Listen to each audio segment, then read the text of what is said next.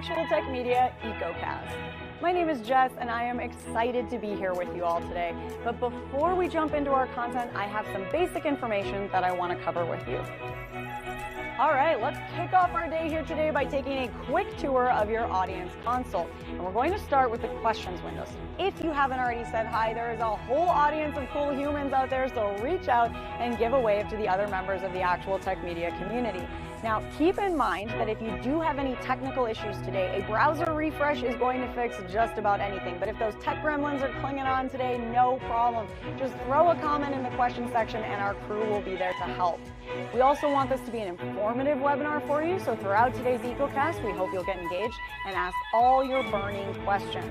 Not only will we have team members responding to you over a live chat, we will also have a dedicated Q&A session at the end of our presentations. Now, if we don't get to your question during the live webinar today, don't worry, because the awesome experts that we have here with us will be following up after we wrap. All right, next up, there's going to be lots of cool aha moments on the EcoCast today, and if you want to share those with your community, we've made it nice and easy for you. You can use the Twitter button right there in your audience console, and the hashtag for today's EcoCast will be automatically added to your post. All right, our last stop on this guided tour, be sure to check out the Handouts tab for some awesome resources and takeaways from our speakers here today. We have an info pack collection, solution briefs, white papers, data sheets, free trials, ebooks, upcoming webinars, and more. So many great resources, so be sure to go explore. Now, if that wasn't enough fun, we also have some exciting prizes that we'll be giving away throughout today's EcoCast. I'm going to tell you a bit more about those later on, but a few quick reminders for you all. First, you do need to be here live in attendance at the EcoCast in order to qualify to win a prize, and we will follow up with all of you after we wrap. Now, all winners must submit an IRS Form W-9 to Actual Tech Media, and all winners must meet the Actual Tech Media prize terms and conditions.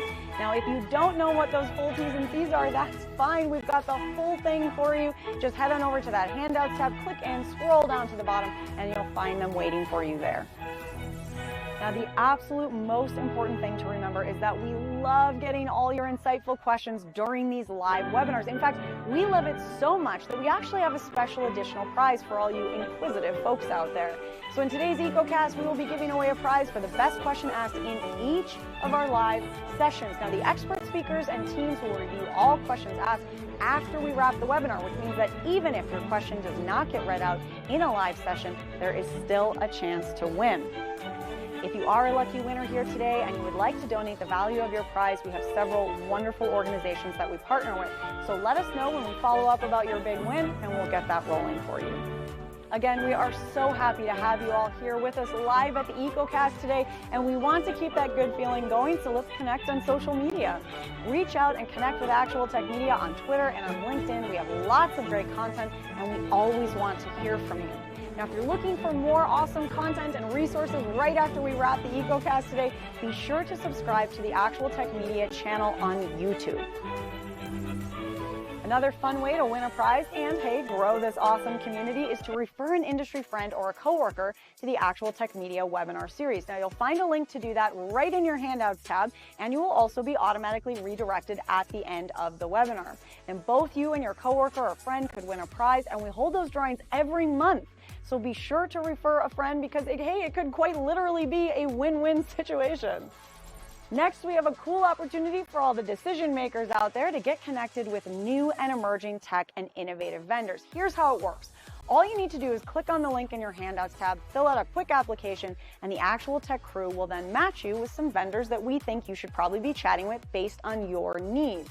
There will also be fun opportunities that you get to choose to join in, like surveys, test runs, new solutions, extended demos, and so on.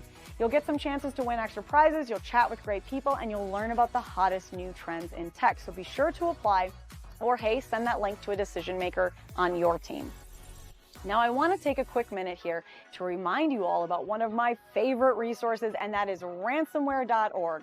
You can find out everything you need to know about ransomware, how to prepare, prevent, and recover. This site is jam-packed with information, helpful tips, checklists, strategic approaches, case studies, everything you need in one place. So wherever you are in your ransomware preparedness journey, there is something for you at Ransomware.org. Go check it out and start exploring.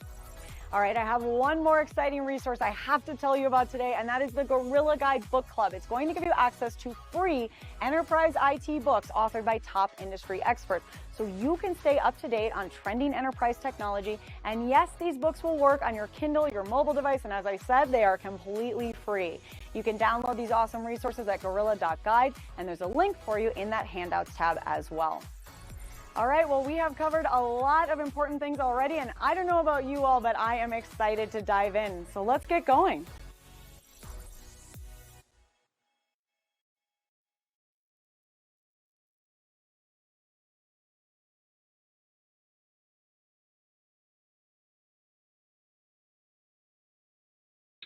Hello and welcome to Actual Tech Media's EcoCast.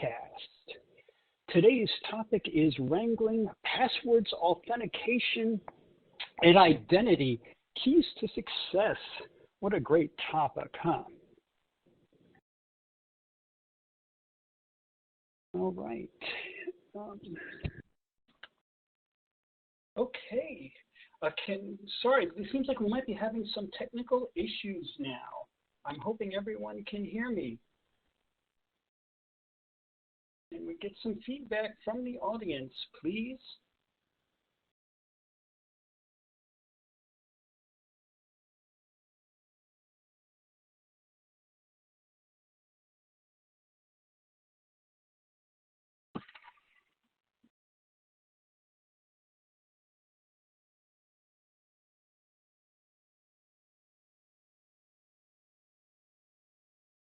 Hello, everyone.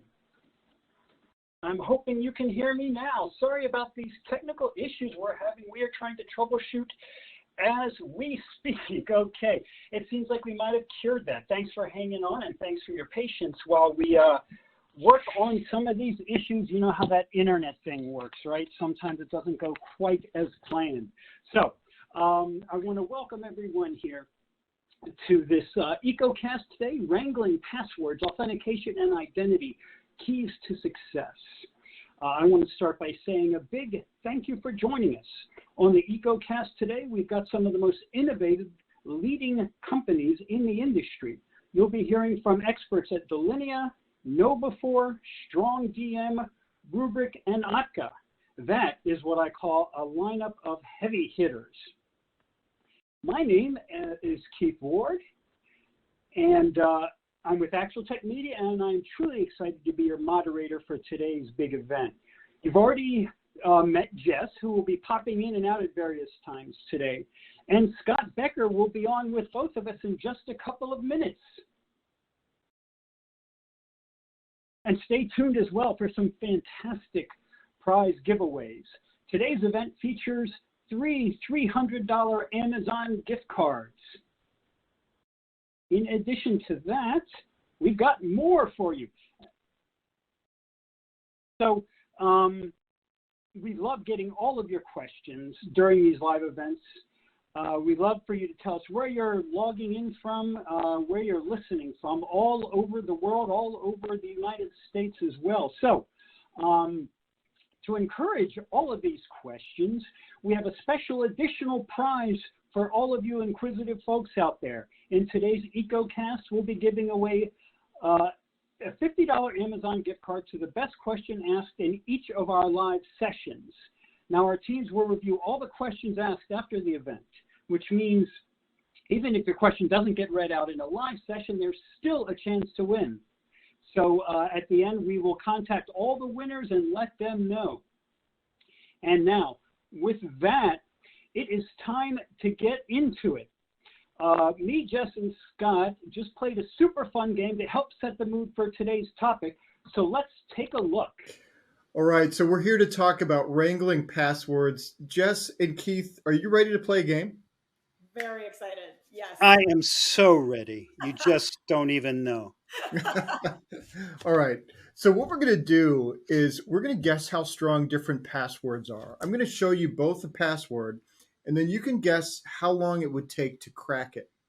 In other words, how strong the password is against a computer trying to crack them. And these times are, they're taken from listings online and from a handy-dandy chart from security.org that's really cool, but I'm not going to show it to you because that would be cheating. So some of them will have a range of times. If you're within it, then you'll be right. And also, I'm using the word instantly in the case where it's like less than a second. So, Okay. All right. Are you guys ready? Super pumped. Yes, in. All right. So here's the first one. This is kind of an obvious one. It appears on every list of like the worst passwords that anybody has. Password. Scott, I thought that was the title of your slide. Nope. This is the first one. It's a gimme. It's easy. How fast, is what's the smallest amount of time there is that's possible? Faster right? than it takes to say the word password. That's what I'm going with. Yeah, well, for the purpose of this game, instantly less than 1 second is the fastest that we're going. So is that your final answer, Keith? Yes, instantly, less than instantly, faster than instantly. And Jess, you agree with that? Yes, 100%. If anyone out there has the password, please go change that right now. I better go. I'll be right back, guys. All right. So you guys both got that one. Great job. We're off to a great start. All right. Next one. This is kind of a fun one. It's 2 words. They're jammed together. They're all lowercase. What do you guys think? Oh, man. Instantly. Oh man, I like that password. I'm gonna give it 2 seconds. 2 seconds. 2 seconds. Okay. All right. I like that password too, but Jess, unfortunately, you're wrong. Keith, you're pulling out in front. So that's an instantly on that one as well. All right, let's get into a more interesting one. So this one, not really a word, a little bit longer. What is that? 2, 4, 6, 8, 10 characters, but all lowercase. What do you guys think about this one? Keith, you're ahead. You go first.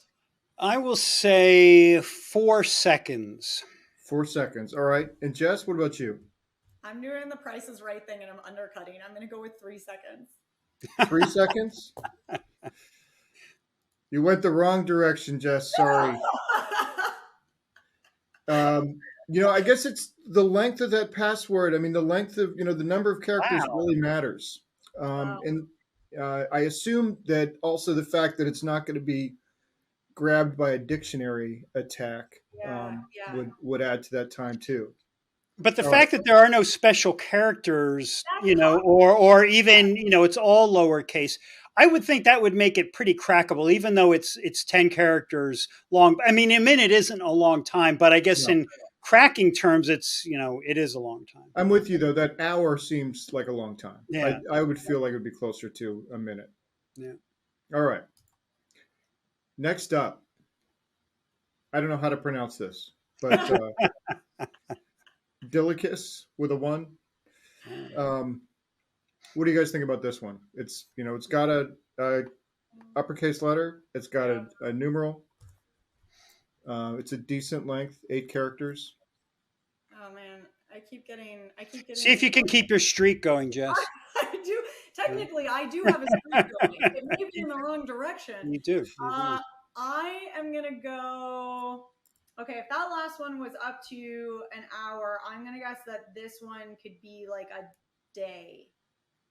A day, okay. Day. I'm going to say 60 to 90 minutes. 60 to 90 minutes. Yeah. All right, Jess, you got one. What? This one is 3 hours to 7 months. 7 months? And remember, these are different organizations, so I'm assuming it's like different amounts of computing power. Right. So that's like some kid with a Scrabble board or something. 7 months. I mean, come on. All right, Keith, don't be a sore loser. All right. Next up, Google Dummy. I feel attacked by this one. Oh man. Okay. Jess, why don't you take this one first? Here's what I'm looking at. It's long. 1, 2, 3, 4, 5, 6, 7, 8, 9, 10, 11 characters, and 12 is supposed to be that sweet spot, so it's long. but I've got no capital letters. I've got no special letters or special characters in it, and recognizable words.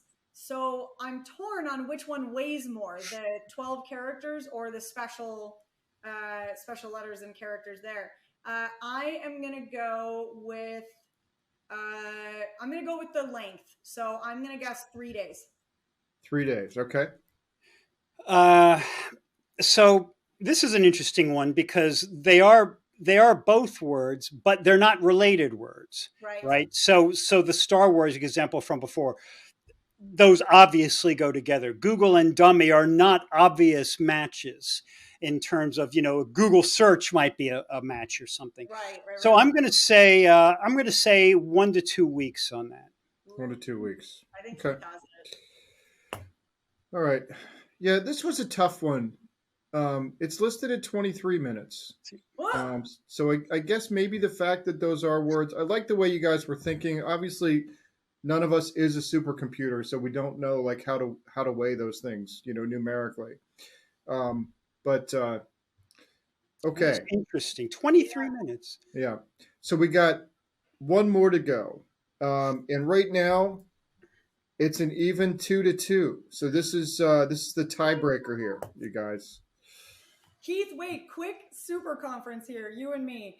So what are we taking away from that? So that was 12 characters with no special things, and it did have words in it, and it was less than the previous. The big one, the long one was the one with the number and the cap. So right, okay. Those are the factors we really need to remember. Obviously, having all of the above is great, but before Scott gives us the reveal, if it's short and has those other characters and other features, that's more secure. Okay, good. Keith and I are ready. We're on the same page. Scott, bring it on. All right. This is our last one. This is all letters, characters, mix of upper and lowercase. I mean, to me, this looks like the kind of thing that a password generator would give you. Correct. And I'll give you a hint on this one. Go big.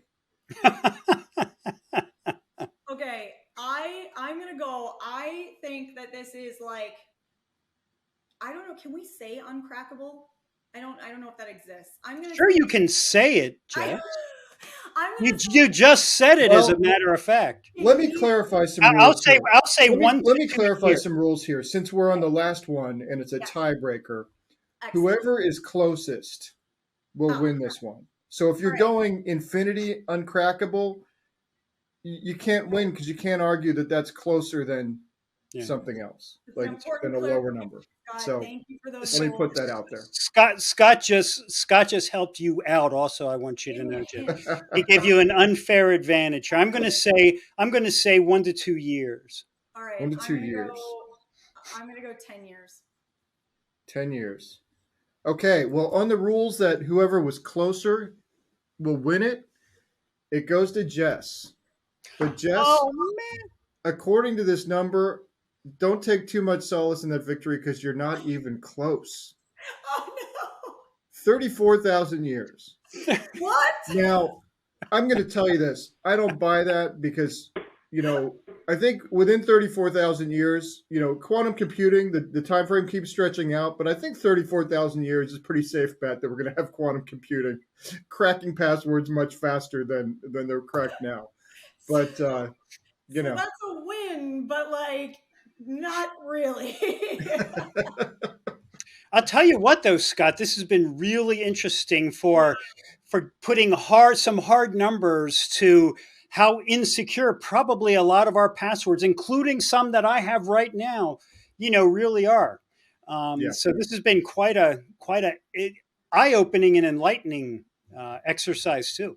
Yeah, I would agree. I feel like I need to go update a few of my personal, not work passwords. Those are all fine. I think some of my personal passwords need an update. And none of mine are Star Wars, in case anyone is wondering. Yes, don't try that. Yeah. Everyone needs to know that. Well, you guys have both been great sports. Thanks for playing, and really looking forward to learning about some solutions to wrangling password problems throughout the day. Yeah. Thank you. Congratulations on your big victory, Jess. Thank you, Keith. Thank you, Scott. Appreciate it. It's been real fun as always.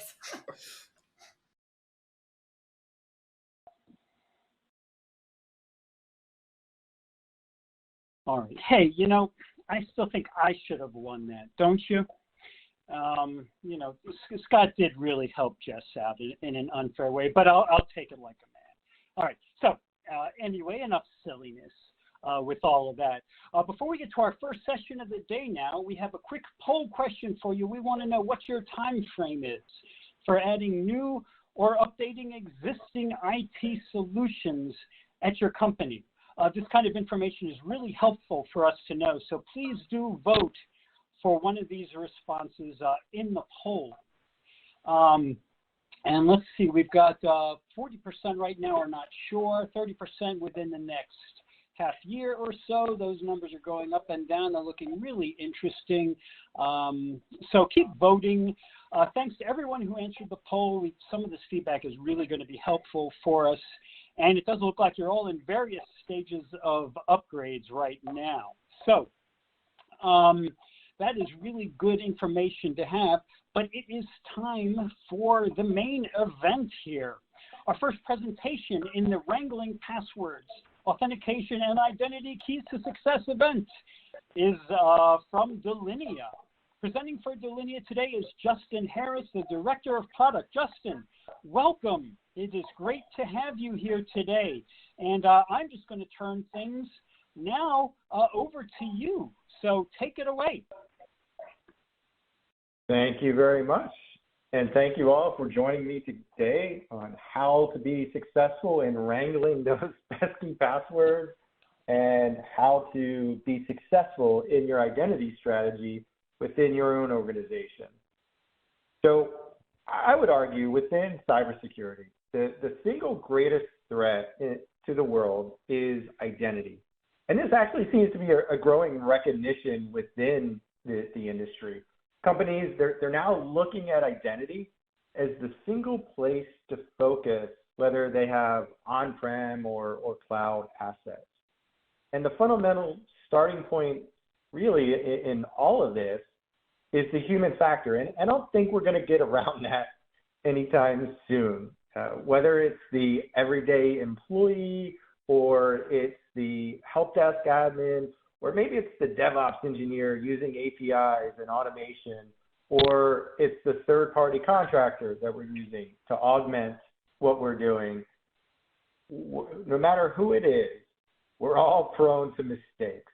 And the numbers really tell the story because all identities are privileged at some point. So 82% of breaches involved a compromised credential. It's the core tenet of what many of us are looking into on how to secure identity. There's been a 13% increase in ransomware. And what I think is interesting, 62% of breaches actually stems from the supply chain. We can look at some of the attacks out there. SolarWinds is one of the bigger attacks. We can look at COVID and kind of the state of the world over the last several years where we rely more on remote access now. Less folks coming into the data center. We're using contractors. It's kind of a mashup of how we're getting work done. And it's, I would say, more than just insider threat here that we're talking about. These are privileged users that are leveraging APIs or apps, and they have the keys to the kingdom. Now, based on all of that, I think what is interesting is where attackers are getting the first foothold into the network.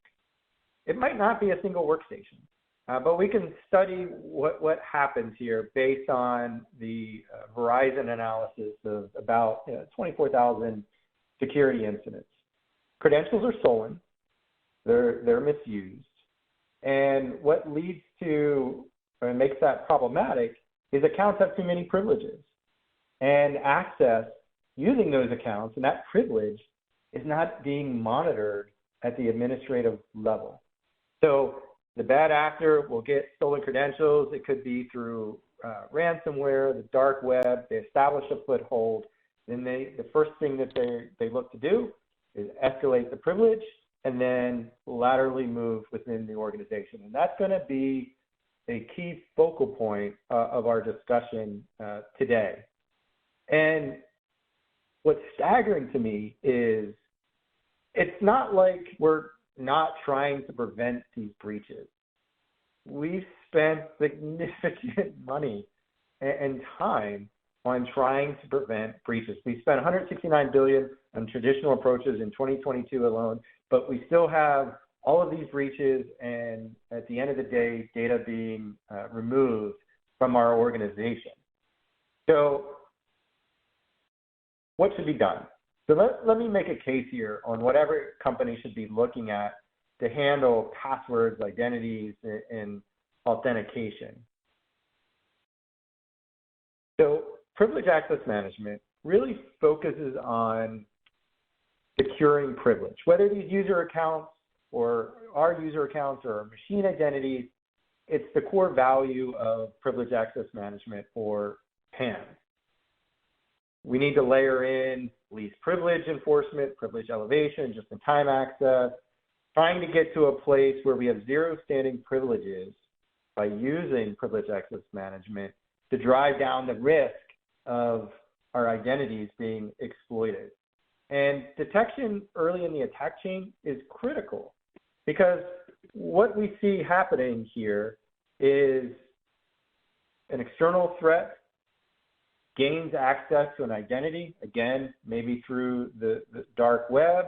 They enter in the door, it may be a workstation. What's the first thing that they try and do is they're trying to laterally move.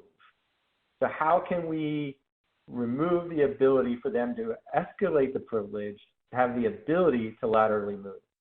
Same story holds true if we're looking at server assets, that we need to prevent that lateral movement. And then lastly, how do we prevent the lateral movement?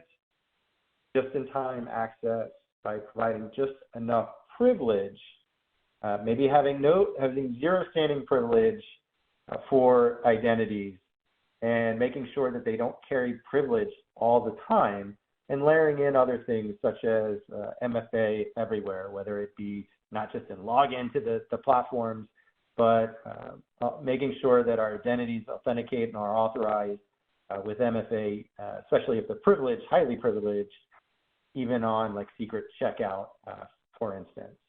So privileged access management is really focusing on preventing your credentials theft, enforcing the least privilege, eliminating that lateral movement. Again, that can't be understated. And then monitoring and analyzing privileged access. Now, what we really want to hone in on here is securing privilege, whether it's user accounts or machine identities. This is really kind of at the heart and at the core, because I'm willing to bet that your organization, much like mine, way more, maybe 10 times more machine identities within your organization than user identities.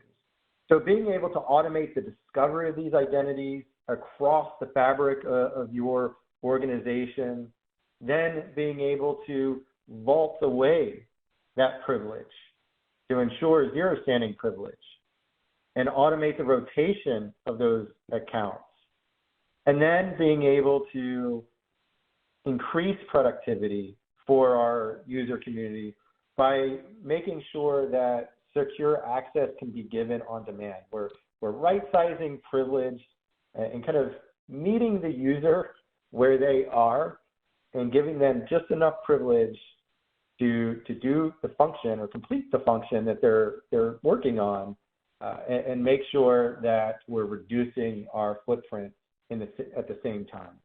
How do we do that? By providing granular enough policies, policy-based engine or policy-based system to be able to ensure that just enough privilege, that we know what type of privilege is needed for certain functions.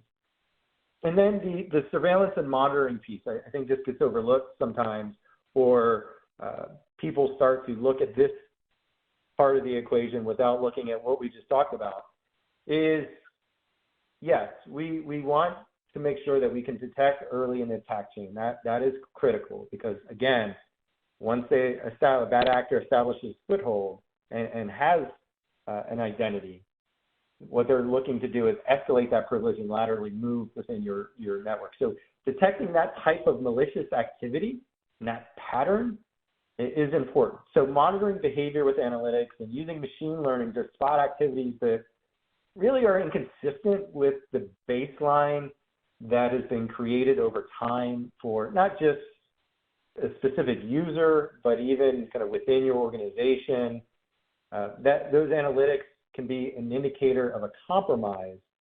And it's critical that we're looking and monitoring at every place where privileged access is attempted. It could be at the workstation, right? I mean, that's the primary inroad that we see. It could be at the vault, maybe when attempting a checkout of a privileged account or establishing a remote session, or maybe at the server itself, again, to cut off that lateral movement. There's multiple places that we have to look and monitor and analyze where privileged access is. So having these privileged access controls in our arsenal, kind of as a tool in our tool belt, helps prevent things like ransomware attacks and helps further secure our passwords and identities. Now, this can seem like a lot. Privileged access management can certainly handle a lot of the different use cases within our organization and provide automation to ensure that our identities are secure, but it can be hard to implement without a framework. And we need to simplify the processes and the steps to safeguard privileged access. So Delinea, we've developed a maturity model for PAM based on our conversations and engagements with over 10,000 customers. And the goal here is really to help you understand where your organization is at first. And then secondly, what are the actionable steps that need to be taken to secure these identities and transition through this PAM maturity model, depending on where you want to be. And if we look at the PAM maturity model, phase 0 is really what I would call the post-it note and spreadsheet phase, where you don't really have a centralized view of assets. And there's no easy way to know who's using what and who has what privileges. And administrators often have administrative access and privilege to their own systems, or maybe even worse, they're using local accounts to access, and it's not, there's not an audit trail.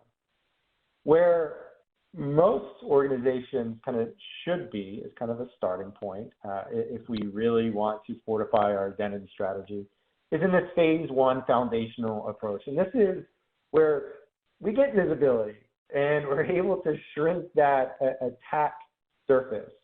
And we have an accurate inventory of what we have. And this could be, again, human privilege, and it can be machine privilege. We're discovering, we're vaulting away, and we're rotating passwords, at least on the administrator's credentials. Now, we also may be enforcing MFA, not just at login, but access to the vault and maybe secret checkout. So MFA on secret. Now, phase 2 is where we enhance this foundational step, where we're able to not just discover, but we're classifying and managing local accounts, groups. We're providing that just-in-time access or just enough privileges. Remember, in the previous slide, I kind of talked about the lateral movement is what we're trying to stop, right? When we're looking at identity as one of the largest risk factors in our organization, how we wrangle these passwords, we're going to assume breach and start there. And so if an account and identity is breached, how do we prevent lateral movement? Just in time, just enough privilege, and MFA on the endpoint for privilege elevation is key. Also, if we have a lot of Unix machines, making sure we can consolidate identities for that Unix, Linux environment, and then providing security within the DevOps workflow and tooling. We all have seen that automation is great, but if we're hard-coding passwords in scripts, bad things can happen. We've seen several breaches result because of that, where the bad actor was able to laterally move within an organization. Now, taking this a step further, phase 3, this is where we have the functional pieces in place within our PAM solution. And now we're adding automation and where we're able to be adaptive. And this is key because we're injecting intelligence. We're using AI to leverage the sea of audit data that our organization is creating around privileged use. We're mapping out what normal and inconsistent behavior is within our organization. And then we're using granular policies to assign when privilege elevation should be allowed based on risk scoring from the analytics of that data. So another component is service accounts, discovering these service accounts, provisioning them, making sure we have governance around that. And that's key because that's often one of those areas where it's really easy to get, or it's easier, I should say, to get a handle on wrangling passwords for user identities and machine identities. When we start talking about service accounts, where maybe line of business applications use them, oftentimes what I hear is, well, who owns this application? Or if I change and rotate this password, what bad thing is going to happen? What revenue generating system within my organization is going to go down, and bad things are going to happen. So having control of that and governance where not just your line of business applications that may be on-prem, but even in the cloud, being able to check those in, create those service accounts, provide just enough privilege, and then essentially say, yes, these accounts are still needed, or no, they're not, and have those accounts automatically deprovisioned is important. So again, I would say kind of getting to that maturity or part of the mature part of using a PAM solution to wrangle those passwords, to get to a zero trust situation, all of that is really hard without this framework. So this model consists of the 4 phases that I talked about in 3 dimensions of maturity that runs across there. Now, to sum all of this up, privileged access management, it's here to help provide that end-to-end visibility for you. To get visibility into users, machines, application privileges, all while making sure that you can really maintain control of the environment. It's providing dynamic privilege. So it's managing privilege authorizations across any type of identity, whether it be human or machine, through consistent policies, roles, permissions, even as people come and go within your organization, because that's going to happen as well, and that can present a challenge. And it's providing adaptive security. So understanding where your identities and assets are in the proper context, where only things like advanced technologies like machine learning or AI that can sift through large amounts of data at hyperspeed and help provide correlation behavior to you is key. So with that, I hope everyone got what they came for, and if you have any questions, please ask them. And with that, I want to thank you for attending this presentation on how to wrangle and get control of your passwords and identities within your own organization. Great presentation, Justin. Thanks so much for that. I think the concept of PAM is so important and I have to say often overlooked in organizations, and when that happens, the consequences are usually pretty dire.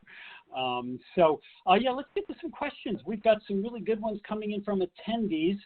So let's dive in. We do have time for several of them. First, for you today, Justin, how do you stop bad actors even if they log in with legitimate credentials? Yeah, that's key. So at that point, it's really like you're going to assume a breach. And if I kind of go back to the slide here, Sure. You're going to assume that the external threat has good credentials, maybe from the dark web. They've established that foothold into your organization.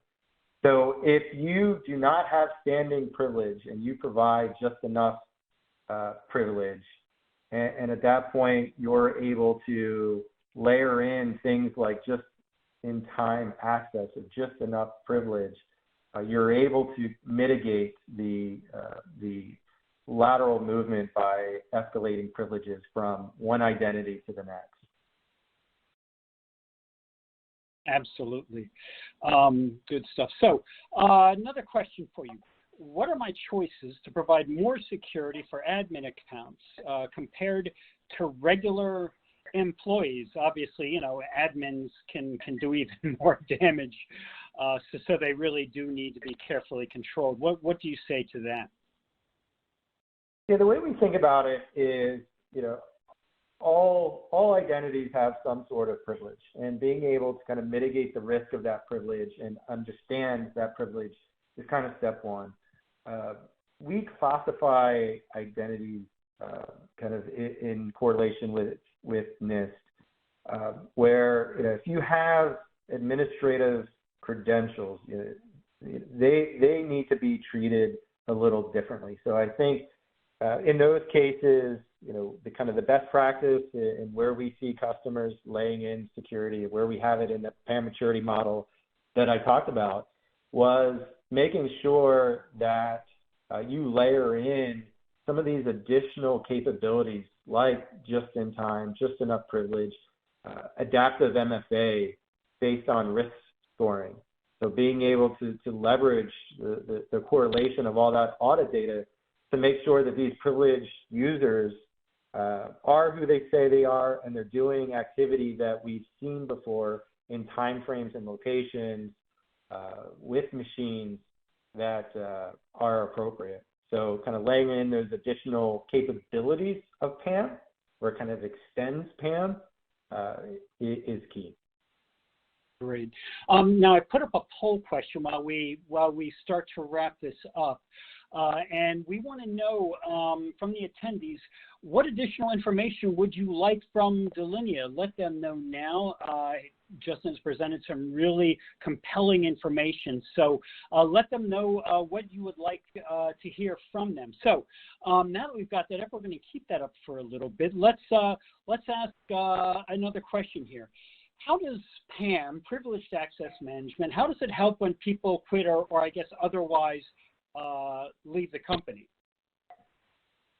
Yeah, that's a good question. I think that's probably especially relevant, and maybe that's coming from those in IT, especially where people that have the knowledge on how to do very important things to line of business applications may leave.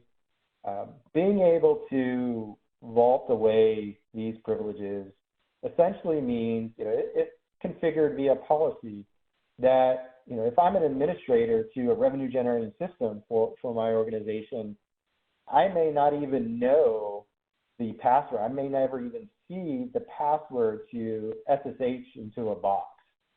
So that means that if I leave and my account, let's say my cloud account or Active Directory account gets removed or disabled, I no longer have access into the PAM solution, and I can't log into these machines with those standing credentials because I don't even know what the password was to start. So I think that is a core capability, kind of foundational capability of PAM that is a important byproduct implementing that type of solution and using a vault within your organization. Yep, really good stuff there. All right, we're going to leave the poll question up, Justin, for another few seconds. We're wrapped for today, but I did have one final question for you. If somebody wants to get started with Delinea or find out more, what do you recommend they do as their next step? So I would say, please come to delinea.com. There's plenty of information, white papers, blogs, articles about the topics we just talked about. And then I will kind of give a plug as well. If you're going to be at Black Hat in the coming weeks, we'll be there. I'll be there as well. Would love to talk to anybody. That's always a great show. Well, thanks so much for your time and insights today, Justin. We really enjoyed having you on. Thank you for the invite, and thank you, everybody. Much appreciated. My pleasure. Yeah, absolutely. And don't forget, everyone, that there is also a handout from Delinea in the Handouts tab that you can get right now. So check that out. All right. It is now time for our next presentation in our Wrangling Passwords, Authentication, and Identity Key Success event. This session is coming from KnowBe4, and presenting for KnowBe4 is someone I've known actually for a long time. He used to write for me way back when, Roger Grimes. Roger, welcome. It is so good to have you on today, and I will turn things over to you. Thanks for attending my Yes, Your Password Needs to Be 20 Characters Long, and here's why. I'm Roger Grimes. If you haven't met me before, I've been doing computer security for 34 years. I've also written 13 books and 1,100 magazine articles. And the first book I ever wrote, had to be 1997 or something, was on passwords. So this is a subject near and dear to my heart. There's my latest books. The only one I don't have is that password book. The image is no longer on the internet. I'm too old. It's been too long. But I'm going to cover a lot about password attacks and defenses, and I hope do it in a better way than you've seen before. I work for KnowBe4. We're the world's largest security awareness training and simulated phishing platform vendor, meaning we help people not to be phished, which is important because that's how most passwords are stolen, and we'll talk all about that today. We're going to talk about password attacks and then password policy recommendations. I'm going to tell you what my password policy recommendations are at the beginning of this talk in just a second, and then we'll cover it again at the end so you'll understand why I make the recommendations that I do. So here's my password policy recommendations. First of all, if you can use phishing-resistant MFA instead of a password, do that. Use MFA whenever you can to protect valuable data and systems. That way, if you don't have a password, it's really hard for a password attack to be successful. But you need to use phishing-resistant MFA. And if you don't know what that means, you can click on that link I have on the screen there and go read what I mean by phishing-resistant MFA. If you can't use phishing-resistant MFA, then you need to use password, or I guess you could use MFA. And if you can't use MFA, then you should use passwords. If you need to use a password, your password really should be 20 characters or longer. If you create it, a perfectly random 12-character password prevents all known password guessing and cracking attacks. A 12-character perfectly random password, like you'd get from a password manager or something like that, defeats all known guessing, cracking attacks. But if you create your password out of your brain, they need to be 20 characters or longer. And that's because I have friends that are routinely cracking 18-character human-created passwords all the time, every day. And so if you want to create your own password, it needs to be really long. Nobody likes to use really long passwords, so that's why we say use a perfectly random password created by a password manager and MFA where you can. And we're going to talk again on why that advice is that advice. So to understand that, you got to understand the types of attacks against passwords. There's really 4 different major types. There's password theft, where someone just takes your password. And they don't necessarily care whether your password's short or long. They just take it. There's password guessing, where they don't steal your password, but they guess at it and try to correctly guess at it. There's password hash theft and cracking, which is a little bit like password guessing, but it's with password hashes, and we'll cover that a little bit more. And that has its own peculiarities that we'll talk about. And then we have unauthorized password resetting or bypass, and that is where they don't really care what your password is. They just reset it to their password, or they just bypass it altogether using some other mechanism. So those are the 4 major types of password thefts. There's lots of ways that people can steal your password. Most password attacks, the vast majority of password attacks, are passwords that were stolen, usually by social engineering. Someone gets a phishing email and it tries to trick them out of their password, but it can be all kinds of other ways. Most malware today, if it gets on your workstation, will try to steal any saved passwords that are in your browser. It can be network eavesdropping. They can steal it. They can steal it from stolen credential databases, like a lot of websites. The average person belongs to like over 170 websites that they log into each year, and at least a couple of those are being broken into every year, and their password databases or password hash databases are stolen. And there's just all kinds of ways that your password, I mean, they can just simply ask you for it. I was a penetration tester for 20 years. I used to walk up to people and go, "Hi, my name's Roger Grimes, and I'm a password penetration testing auditor. I need to know your password." And every single time I said that, I got the person's password. So sometimes all you got to do is ask.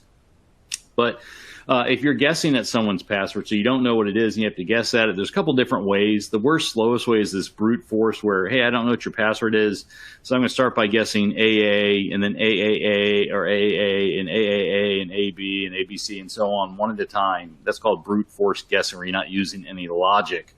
A far better way to guess at passwords is to realize that most people like to use words from their language in there, or their birth dates or things like that. It's called a dictionary attack, where you start with what's called a root word. It could be, your root word could be something like frog, and then you modify it and change it. The average dictionary that would contain all of the, the root words that could be used for a password, the most I can think about is the Oxford English Dictionary, which is 170,000 different words. But really, the average person has a working vocabulary of about 3,000 or 4,000 words. Maybe if you're a really good linguist, 10,000 words. So that means that if you have a password hash cracking dictionary that has the 10,000 most common words, you're probably going to have in that 10,000 word dictionary the root word of somebody's password, like frog or something. And then as a password guesser, these days most passwords have to be quote unquote complex. And if they do, you're going to add some complexity to it, letters, number, uppercase, lowercase, some symbols or something like that. But it's far better to kind of use this logic-based dictionary guessing than a brute force guessing, which can be quite slow. But I really want to explain the difference between password guessing and password hash cracking, which we'll cover after this. Password guessing is somebody trying to guess at your password on an online prompt. So they find somewhere where you can log on to, or where you could log on to, like your email, some online site or service, and they begin guessing at your password either manually or using some automated password cracking tool. The maximum number of guesses they can make per second or minute is very limited. Even if there's, a lot of times if people want to do online password guessing, there's this account lockout mechanism that says, hey, if you guess the password wrong too many times, if you guess wrong, 3 times or 6 times within the same 15 minutes, it locks out the account. Or you could have just rate throttling, where forever, like in Windows today, every time you do a bad password guess, it actually makes you wait a random number of seconds before you can try again. So on most sites, there's only you can't guess that fast. I mean, even in the best case scenario, in the best case scenario where there is not account lockout or rate throttling, and I can just guess against a computer, an attacker on average can do about 1 to 100 or so times a minute guessing, but per guessing instance. On many computers, even Windows computers or Windows servers, you can actually have hundreds to thousands of instances. So I've heard of attackers guessing like even up to 1,800 times a second. Although that's actually quite slow compared to the password hash cracking that I'm going to tell you. But on average, an attacker can guess, let's say, up to 100 times per password instance, and they can have many, many instances. But really, again, it's in the thousands per minute, let's say, on usual. It's far slower than password hash cracking, which we will cover shortly. The longest online password guess that I know of, that I'm aware, and I'm sure there's probably ones longer than this, is a 10-character password called Welcome 2020. So this is, if you can find one that's been guessed, that's in the public knowledge, that's longer than this, I wouldn't be surprised. But, I would say around the longest passwords that attackers are guessing online, is somewhere, 10, 11 characters, maybe 12 characters or something like that, just outward guessing. When they did the 10-character password, they actually guessed over 100 100,000 times a day for over a year. I think it was like 13, 14 months before they finally guessed that password of welcome 2020. And let me say, most password guessing tools are going to try putting the year at the end, like 20, now back then it was 2020. Today it would be like 2022 or something like that, or just the 20 at the end. Really, if there's any numbers at all, they're typically at the end. They're usually one or two or three, or the year.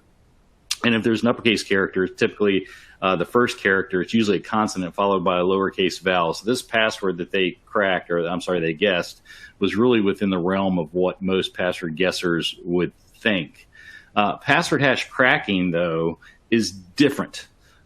You can guess trillions of times a second if I get your password hash. And to do that, the attacker somehow has to get your password hash, or the password hashes you're trying to protect, and that normally takes elevated access. They have to be root or local administrator or domain administrator or something like that to get a hold of someone's password hash.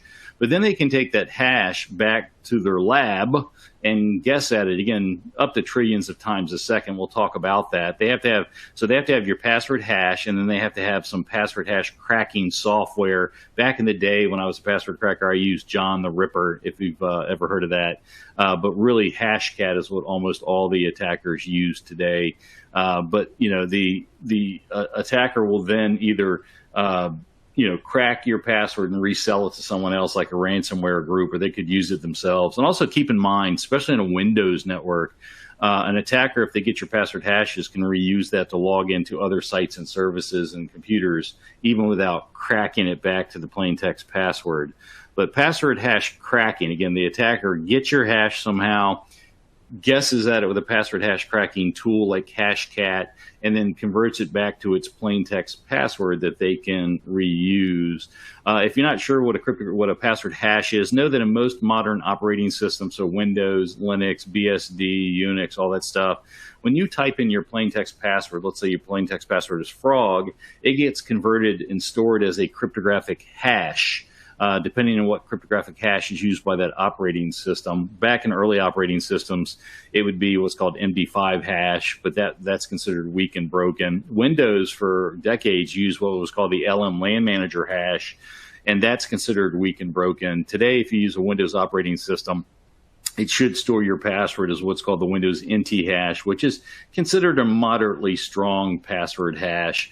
If you had Linux or Apple, they used to store them as what's called SHA-1 hashes, but that got considered broken a couple of years ago by Google. So today, most modern operating systems, Linux and Unix and BSD and Apple, use what's called SHA-2, and that's definitely considered a strong password hash. And probably the strongest password hash out there is known as bcrypt, and if you have that, that's considered the strongest password hash. I think up to like 53 characters, and then at 54 characters, and then something called PBK DB2 or something. I forget off the top of my head what it's called. It's considered even stronger than bcrypt for very long passwords. But again, today what we mostly run into is Windows NT hashes and Windows systems, and SHA-2 hashes and Linux and BSD and Mac systems. And again, and the stronger ones might have bcrypt in there. Again, the attacker has to first steal your hash. They have to have some other root exploit that gives them access to your password hash. They're not normally, out there for just easy to get. They normally have to get elevated access on your system or the device they're on. So root, or administrator or something like that. Although there are a couple of attacks, and I've covered them before in other talks, where they don't need elevated access. There are some attacks that work where the attacker can get your hash without being elevated, can even do it from an email or something like that. But the idea with the password hash cracking is they get your password and then they put it into a password hash cracker. I've got one on the screen here called Optcrack. It's a Windows GUI one. I only have it here because it's kind of pretty. Really, most attackers use something called Hashcat, a Linux-based tool or a command line tool called Hashcat. It's not as pretty. But the attacker would download the stolen password hashes into his password hash cracking tool, upload his password hash dictionary, which has a bunch of different possible passwords, and they've all been pre-hashed, and then it just does really rapid comparisons. So, not all hashes are equal. Again, landman hash, MD5, RC4, RC5, they're all easy to crack.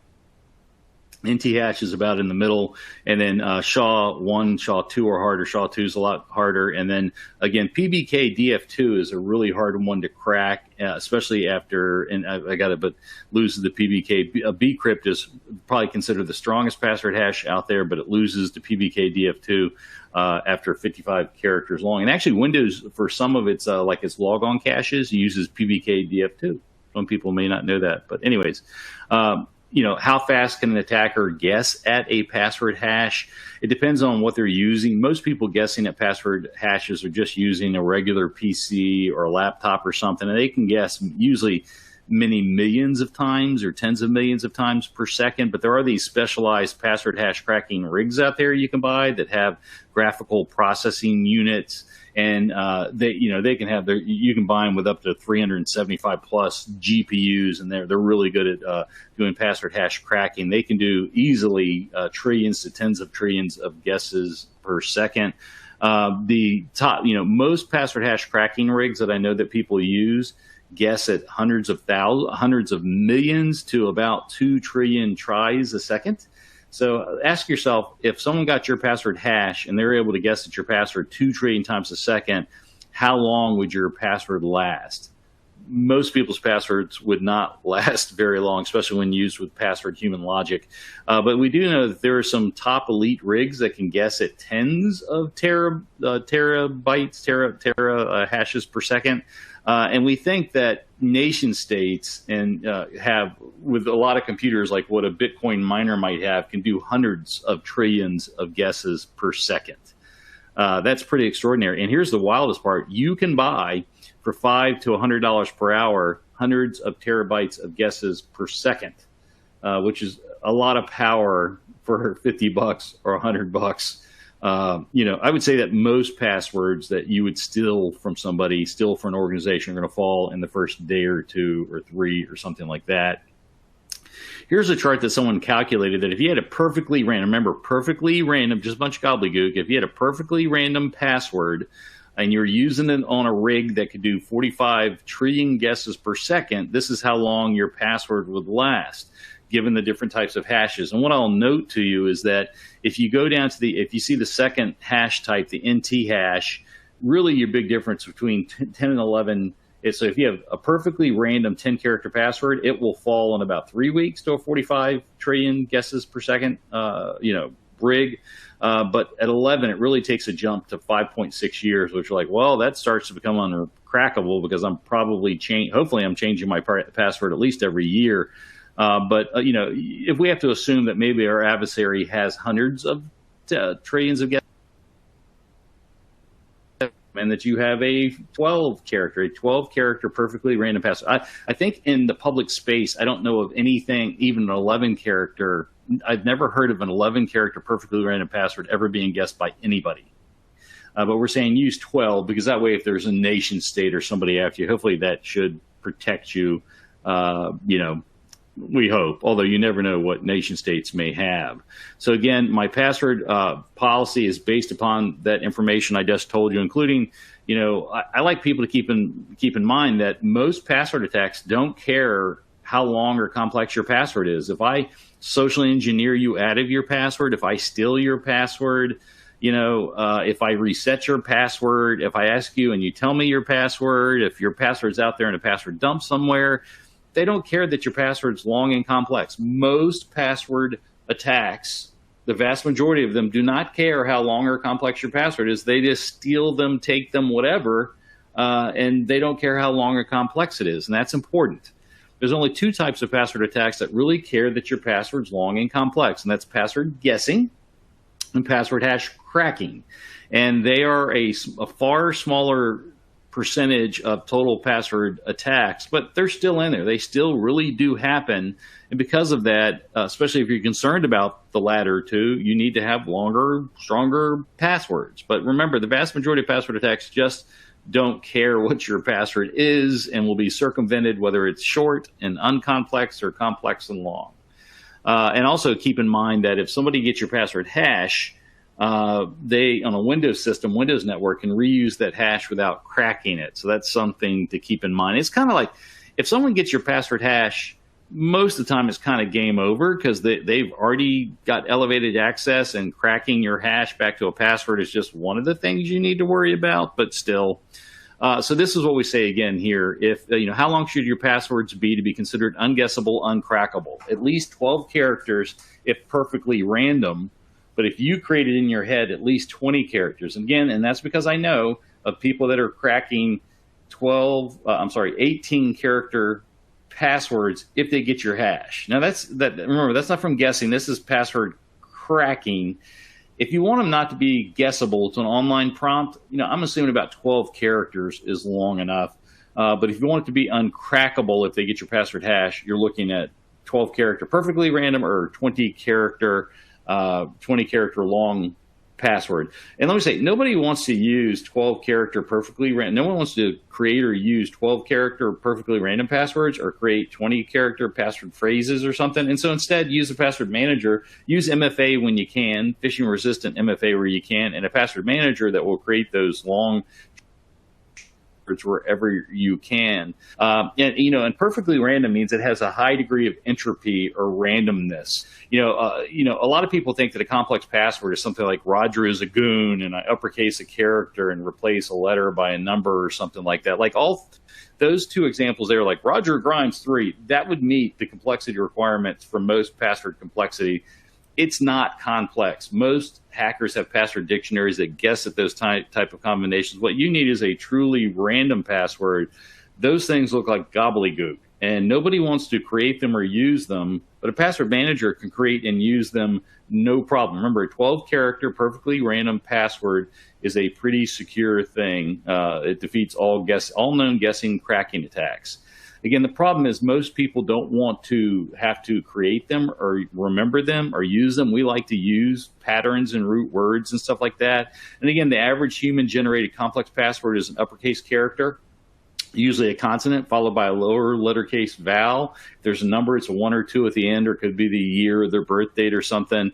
And if there's a symbol, they use, usually most people, even if given the entire PC keyboard of 101 characters or whatever, they actually use the same, I think it's the same 20, 24 characters, including symbols that you might use for complexity. It's not that hard to figure out what most passwords are. So again, Roger is here too, or Roger with a O in it or something, or 0 in it, just really not complex.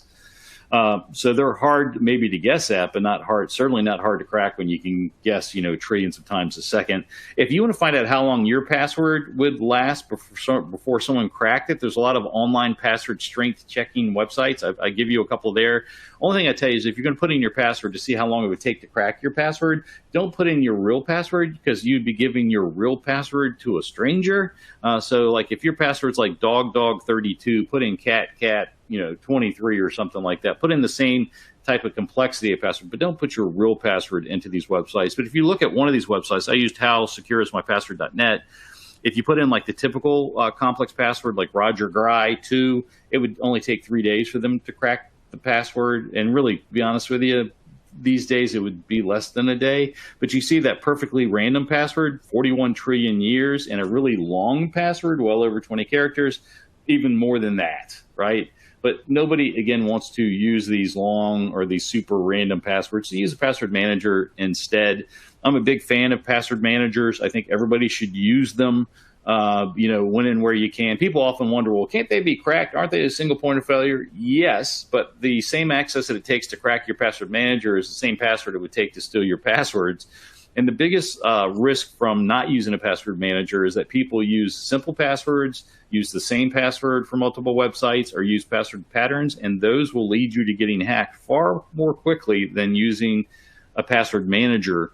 They allow you to create, store, and use long and complex, perfectly random passwords. There's free and commercial ones. They have a lot of other cool features. People oftentimes ask me, what password manager do you like? I can't tell you. I do have certain favorites, but I will tell you Wired Magazine at wired.com has 2 password manager reviews, and I think they recommend 4 or 6 or 8 password managers, and I like what they recommend. Those are really good articles. There's an older one and a newer one. I like both of the articles, and both of the password managers, they pick, I think, at least 4 password managers they like, and I like the ones that they like. This is an example of kind of a neat feature with the password manager. I used my password manager, was letting me know that Citibank had a vulnerable password. I got this warning before I even knew Citibank was hacked. So I was at Citibank and they got hacked, and my password manager alerted, said, "Hey, you got a vulnerable password." I'm like, "What?" And I went searching on the internet, and I could not find that Citibank had been hacked, but I went ahead and changed my password anyways. And then at the last second, hours later, the news reports finally started to pour out that Citibank had been hacked and the password stolen. So I think passwords have all kinds of other cool features that you do. If you're interested in seeing if your passwords are already out there in the internet, there's tens of billions of people's passwords, login names, and passwords out there on the internet. And you can go to a website like Troy Hunt's Have I Been Pwned? PWND.com if you want. That's a great website, but we actually have a free download tool called Password Exposure Test that you can use to run against all the passwords in your organization. So it's kind of cool. Instead of doing them one at a time at Troy Hunt's Have I Been Pwned website, you can download our Password Exposure Test tool and run that against your organization, and it will go out and look to see if any of your organization's login names and passwords are out there on the password dump list on the internet and also the dark net and that sort of stuff. It's a really cool tool to run. It even tell you if you have other commonly known or easy to guess passwords. Really great tool, Password Exposure Test. If you have any questions about password attacks or defenses, or really any type of cybersecurity question, feel free to email me at rogerg@knowbefore.com, rogerg@knowbefore.com, and I'll answer your question as quickly as possible. And you can also follow me on LinkedIn and Twitter, where I cover all kinds of topics, including the latest password attacks and defenses. Y'all take care and continue to fight the good fight.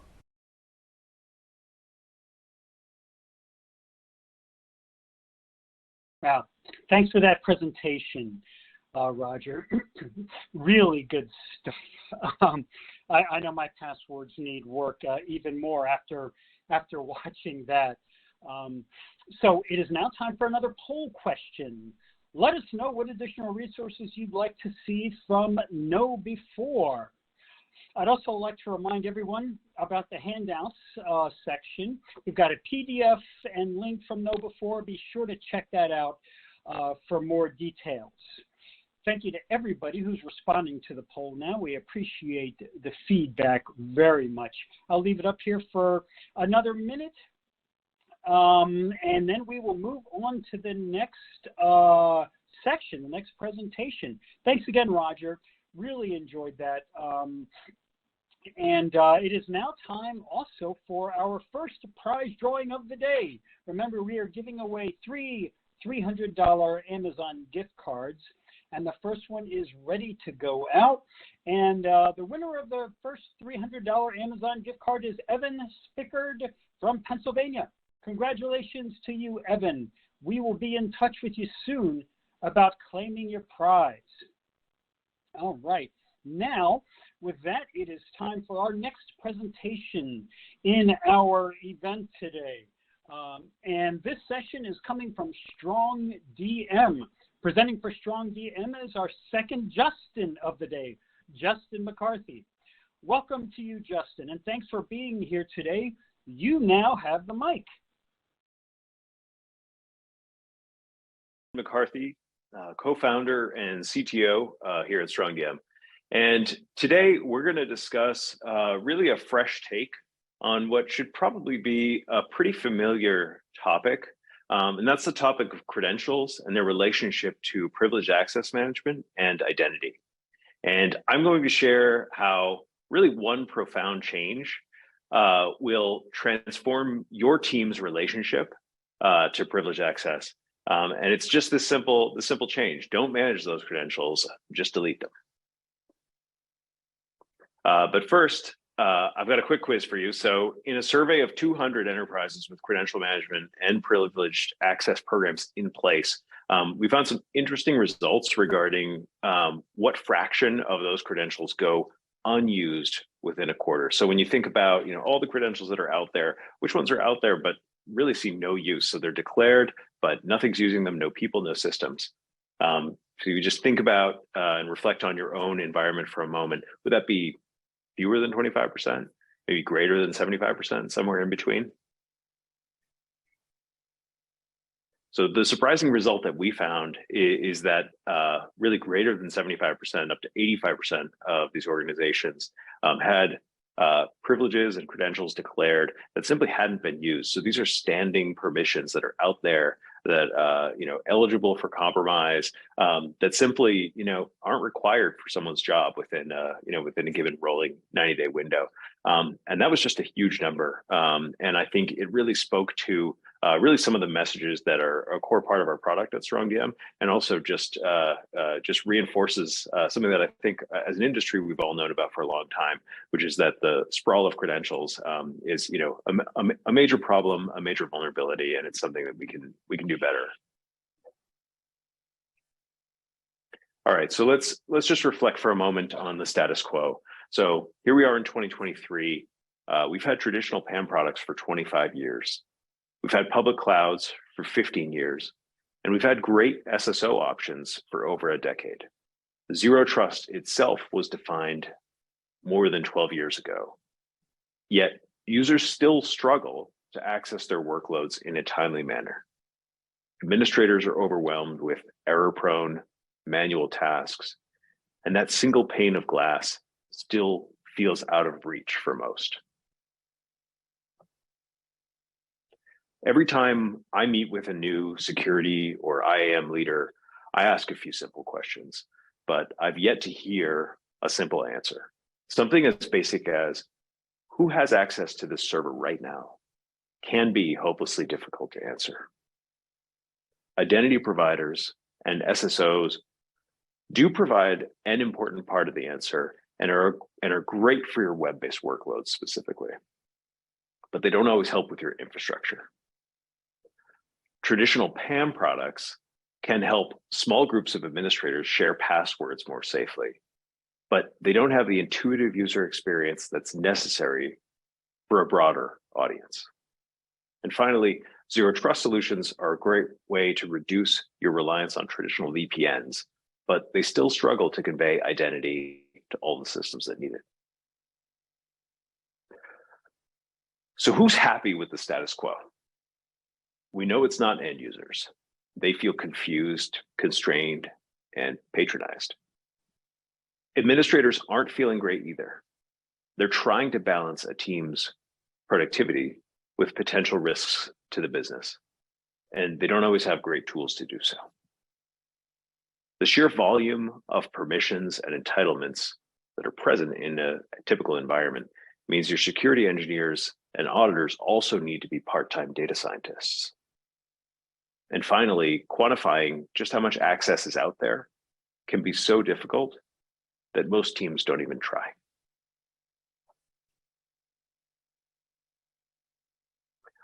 You've all seen a lot of maturity models. The one that we keep coming back to is this notion of progressing from something that I think everyone's convinced of and has conviction around, is that really every story has to begin with identity. As you progress through levels of maturity toward ultimately a posture where you can have low or zero standing configuration permissions, and maybe have just-in-time configuration and authorization, that's something that we call dynamic access. And it really encompasses everything that I think we would all wish for in terms of minimizing that credential posture, minimizing that privilege posture, and yet still being able to expand it dynamically and in real time. And we'll see some of that in a demo momentarily.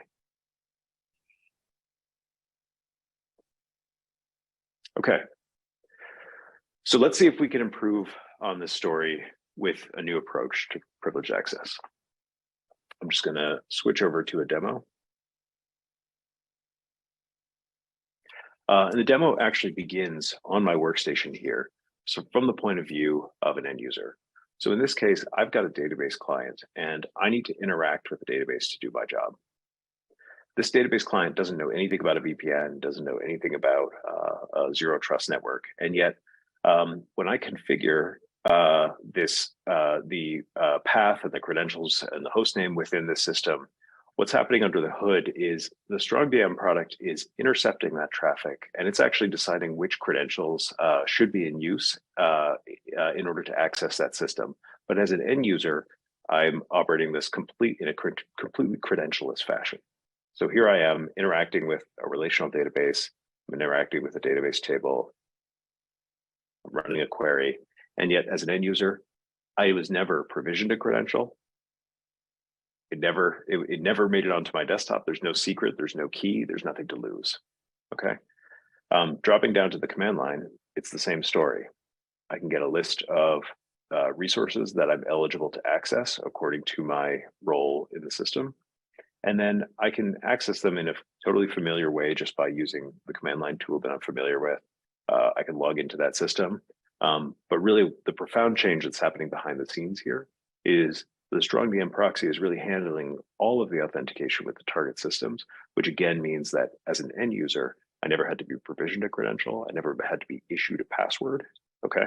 I just joined the organization, the identity provider declared which group I was in, declared which role I was in, and then all of those authorizations flowed through automatically without provisioning anything for that end user. So from the administrator view, we can see the user that we're working with here. We can see any entitlements that they might have conferred by a role that they might have in the organization. And then not only can we understand, for example, what authorizations are present, but we can also go a level deeper in terms of understanding how that user has been using those entitlements and those authorizations. So much of that is present in the form of audit logging. So because the StrongDM proxy is recording all of these interactions, we're able to study, for example, in the case of databases, what queries are being issued. In the case of a generic Linux host interaction, we're able to study really all the keystrokes that happened in that session. And then for every type of infrastructure and system that that you're going to be accessing through the StrongDM system, you're going to get beautiful audit, beautiful playback for all of them. In this case, we're looking at a Windows Remote Desktop session. And then that pattern continues through Kubernetes, your cloud APIs, even web applications. So these are all aspects of systems and infrastructure that users need to do their job, but they never need to see a credential for any of this. Drilling down a little bit deeper into how this is working. Within the StrongDM proxy system, there are nodes, which we refer to as gateways. These are the systems that actually conduct the traffic.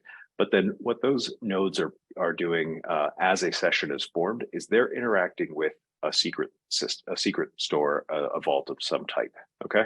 So this is where the passwords or the private keys are ultimately going to be stored. And so what that means is, you know, in an environment where you have maybe a traditional PAM, or maybe you have a cloud service provider secrets manager, you're going to keep all of that privileged private key material inside one of those trusted vaults. And then those are going to be connected dynamically at runtime only on use with any of those user sessions, okay? And that's how we get this perfect form of audit without ever issuing a credential to a user. And really that trust relationship exists entirely between the gateway instance and the particular vault that you have in use. Okay, a final note on one other way to understand the overall footprint of privilege within your system is through reporting. So everything about identifying resources that are sensitive, resources that have been granted to people that are sensitive, resources and privileges that maybe haven't been used, that's going to be easy to see, easy to understand through the reporting interface, which is continuously evaluating which privileges are present, which entitlements are present, which ones are in use, which ones are have been disused. And then through this report, we're going to understand that there are roles that can be removed from a user. There are roles that can be deleted entirely. There are roles that are maybe not in sync with the identity provider that need to be corrected. So the reporting interface is going to provide you all of that insight that allows you to act on your authorization, your overall permissions and privileges profile. One more note on the maturity model. In a case where you don't have a strong need for a large amount of standing privilege, StrongDM has native capability to provide time-bound access. So, for example, here we could issue, a few grants for 30 minutes. This is something that's going to allow you to really maintain a very small footprint in terms of the standing permissions and escalate really only upon need to any of these just-in-time grants. This is, of course, possible through chat ops, through Microsoft Teams or Slack. This is possible through our APIs. So all of this can be granted dynamically and hooked in with your existing automation. Same story for our other native workflows, our request workflows. So many of these access requests are going to be performed by issuing requests directly through the StrongDM interface. And those requests are going to be fulfilled by administrators, again, directly in StrongDM with wonderful audit logs for everything.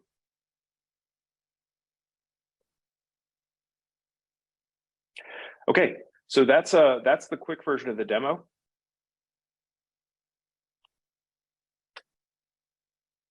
And I just want to say that in the essence of what I've demonstrated here is that StrongDM has redesigned access around the people who need it, making it incredibly simple and usable while ensuring that total security and compliance. And you'll note that we did all of that without ever exposing a credential to an end user. I do want to just share one beautiful quote from a beloved customer. So we hear from Katie from Attentive Mobile that really making it practical to enforce this least privilege is something that the product has done for Katie. And just making it achievable by identifying and revoking permissions that have not been used in the past 90 days. That's just one example of how you can reduce your privilege surface, get users the access they need to feel and be productive, and never issue a credential again to any one of your user constituents.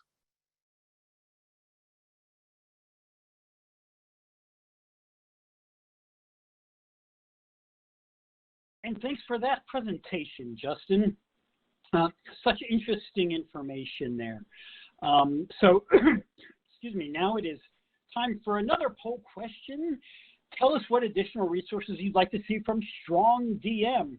I imagine there's a lot of interest after what Justin showed us in that demo, which was just fantastic. I'd also like to remind you while you're voting, all of you, I'd like to remind everyone about the handouts. We do have a PDF from StrongDM as well. So take your time, click that download from StrongDM and get more information. So I want to thank everyone who responded to the poll. We really appreciate your feedback. I'll leave it up there for another moment, and then we will move on to our next presentation. Justin, number 2, thanks for that presentation, and thanks for telling us more about StrongDM. All right, are you ready for another one? It is now time for our next session in this Wrangling Passwords, Authentication and Identity Keys to Success EcoCast. This session is brought to you by Rubric. Boy, I like to say Rubik for some reason. It's Rubric. And presenting for Rubric is Nick Calamani. Nick, welcome. Thanks so much for being here today. And I see that the great Jess is going to be joining you for the Q&A. Now that is exciting in itself. So I'm going to turn it over to you and let you get going. Excellent. Thank you, Jess. Appreciate the introduction. And good morning, good afternoon, everyone. Now, you may be thinking, Rubric, aren't they those backup and ransomware recovery folks? You know, why are they here at a conference about identity management? But the truth is that there's a story around that as well. The complicated nature of security in an organization today has gotten a lot more prolific than it was in days past. So I'm going to walk everyone through a little bit of the backstory about why we even exist, what we do, and then how that plays very crucially in the space of identity management.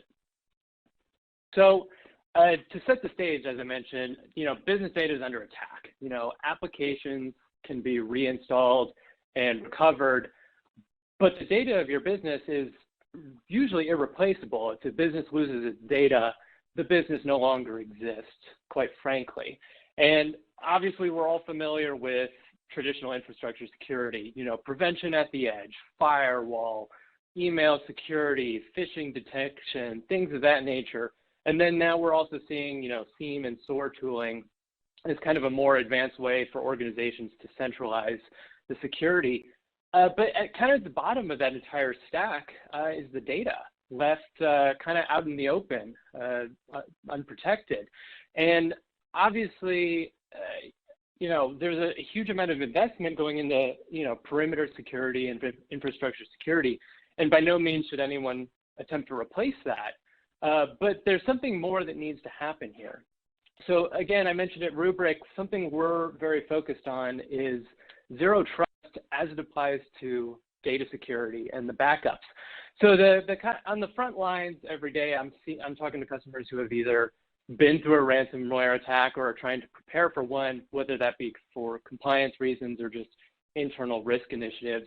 And these are kind of just the anatomy of an attack. So obviously folks break in, they load their malware, they start going around your network, they steal data now. They don't just encrypt your data, they steal it so that they can go ahead and extort you, blackmail you with that later. And then naturally, they'll go ahead and they'll compromise the backup platform. Again, perimeter has always been, we lock that down, but we leave the backups kind of out in the open over NFS or SMB, what have you. And then of course, at the end, they finish the encryption of their attack, and then they leave you a ransom note. But if you read in between the lines in all of these, identity plays into all of these. Obviously, we've got, hundreds of 0 days being discovered quite regularly now. But if someone has compromised your credentials, they can do all this without some kind of crazy 0-day exploit chain. And as Jess said at the beginning of the event, passwords are no longer enough, right? So that's kind of why Rubrik exists. We really do believe this. It's not only a catchy tagline, but it's really true. When your data's down, your business is down. So we're here to provide a new approach, which is not to replace infrastructure security, but to add data security on top of that using zero trust principles and design frameworks from day one. A quick overview of kind of what we do. Obviously, in the far left, we've got data resilience. This is what I'm going to spend most of our time on today, talking about zero trust and what we do to protect people from attacks within the perimeter of identity, so to speak. The middle column is our observability, so whether this is our solutions to discover sensitive data across your entire data footprint, cloud and prem, things like PII, HIPAA data. We also, of course, have our ransomware and encryption detection capabilities. And then finally, our ability to recover both at scale and to do compliance auditing with just a couple clicks. Really saves a lot of time. And this, again, it was kind of built under NIST security standards. So we obviously, all three stages, preparation, detection, and containment. So I mentioned that just briefly, we're one solution for on-prem and cloud. Quite simply, we're a software company. We didn't look at this as we're trying to just get storage widgets out the door. We wanted to build a software stack that was not only scalable, but also secure from day one. So whether this is our on-premises appliance or you're protecting your Microsoft 365 workload with our cloud native tooling, it doesn't really matter. And again, identity is core. If you're logging in to dozens of disparate systems and backup proxies and all that stuff, you're exposing even greater attack surface. So we've consolidated the whole stack down to one solution. On the piece of data resilience, we've got kind of some interesting trends coming on. Like back in the day, one was backing up just for the purpose of, okay, someone deletes a file, or, our data center got hit by a hurricane, things of that nature, or maybe a compliance risk. But now it's a different discussion. We're not backing up for the same reasons. Nowadays, we're backing up because someone is maliciously trying to get in and cause disruption. These are criminal acts, and the solution has to be different, right? We can no longer assume that even administrators can be trusted. And that's where we start to tie in to the identity management and perimeter security story. So we built our own file system. I made a little jab earlier. We don't just have backups over NFS. We have proprietary protocols that we've developed for communication. Zero trust was very serious for us. So our file system is immutable from the start. You don't have to just toggle that setting. That is something that comes out of the box with no additional setup. We also made that file system append only. So once data is written, it really can't be edited. We're very serious about that, and there's checksumming and hashing along the way to make sure that stays true. From a logical air gap perspective, again, we don't use open network protocols, and we built everything on RESTful APIs. More importantly, those APIs are secured and authenticated both internally and externally, which means that even system services on our Rubrik system, premise, or cloud don't have access to the data. So again, we took zero trust very seriously. We don't even trust our own nodes in a cluster, whether they be, again, hardware or a Kubernetes scale in the cloud, for example. TLS communications on the back end, and certificate authentication of all cluster members. So that's where that encryption everywhere comes in. Data encryption at rest is great. Encryption at the network to clients is great, but backend is important as well. So that really just kind of emphasizes the zero trust design. And at the very bottom there, I mentioned a little earlier administrator trust, right? And so we've got a couple of methods that we prevent administrators from causing problems. So just to quickly, I took a couple quotes from some of the other wonderful speakers that are on this conference. From obviously Ping, we can see that, credential stuffing is becoming a major threat. And then Keeper determined that 81% of breaches are password related credentials, things like that. So the threat is no longer just, again, exploit change and other good stuff. Once someone has entered the environment, we got to protect within it. So we try to prevent administrator compromise and human error, of course. So the first step of that on the right, you can see multi-factor authentication and one-time passwords. This is something we've had for years. This isn't something we just bolted on in a reactionary fashion. This has been supported for a long time. But we go a step further than preventing, someone who shouldn't get on the system from getting in. We do retention lock. So this is basically an administrator can't come in and just expire everything on the system. And we do that in two ways. One is we either have a second approver for every destructive request. So the system is smart enough to determine, hey, they're trying to shrink retention from 30 days to 30 seconds. I'm going to ask a compliance officer or whoever you designate to make sure that's valid. But if you've got to go a step further, we actually do have a harder retention lock that requires engaging Rubrik support to verify your identity. And this is actually something that SEC and FINRA compliant for those who need that additional protection. The immutable file system I talked a little bit about earlier, but zero trust, we got very serious. The administrators do not have access to the file system. And again, everything we do is API calls. So you can obviously do an API call to view data in the GUI or to restore data, but you're getting a proxy API call to view data in the GUI or to restore data, but you're getting a proxied copy of that data. You're not getting the underlying storage. So again, we're taking it a step further. We're making sure that daily administration is not necessarily impeded, but that you don't have to worry so much about a global admin going rogue or having an account compromise event to delete the data in the underlying system. And now, a little bit more fun than just doom and gloom, the world's ending, someone's stealing my data or deleting it, is what we can do with identity. So we've got a very granular role-based access control framework. And because of how securely our platform is built, we have the ability to very granularly assign access based on individual users or groups, and even SSO integration as well. I'll talk about that in a sec. But the benefit here as our friends at StrongDM were just speaking about, is now you can get users access to self-service for their own data without exposing a huge security risk to the entire organization. So imagine your database administrators, they don't necessarily want to give up access to their own backups, right? So you tell them you're coming in with some kind of crazy secure appliance. They don't understand, they're not necessarily thrilled about that, but then you can tell them, hey, look, I can give you access to not only administer all these backups, but do whatever you need to do with them, restore them, view them, and still put authentication locks, potentially prevent them from accidentally deleting something, or again, like I referred to earlier, two-person rule. So DBA obviously may need to delete backups sometimes, but let's give a second check within the organization to make sure that that's not malicious.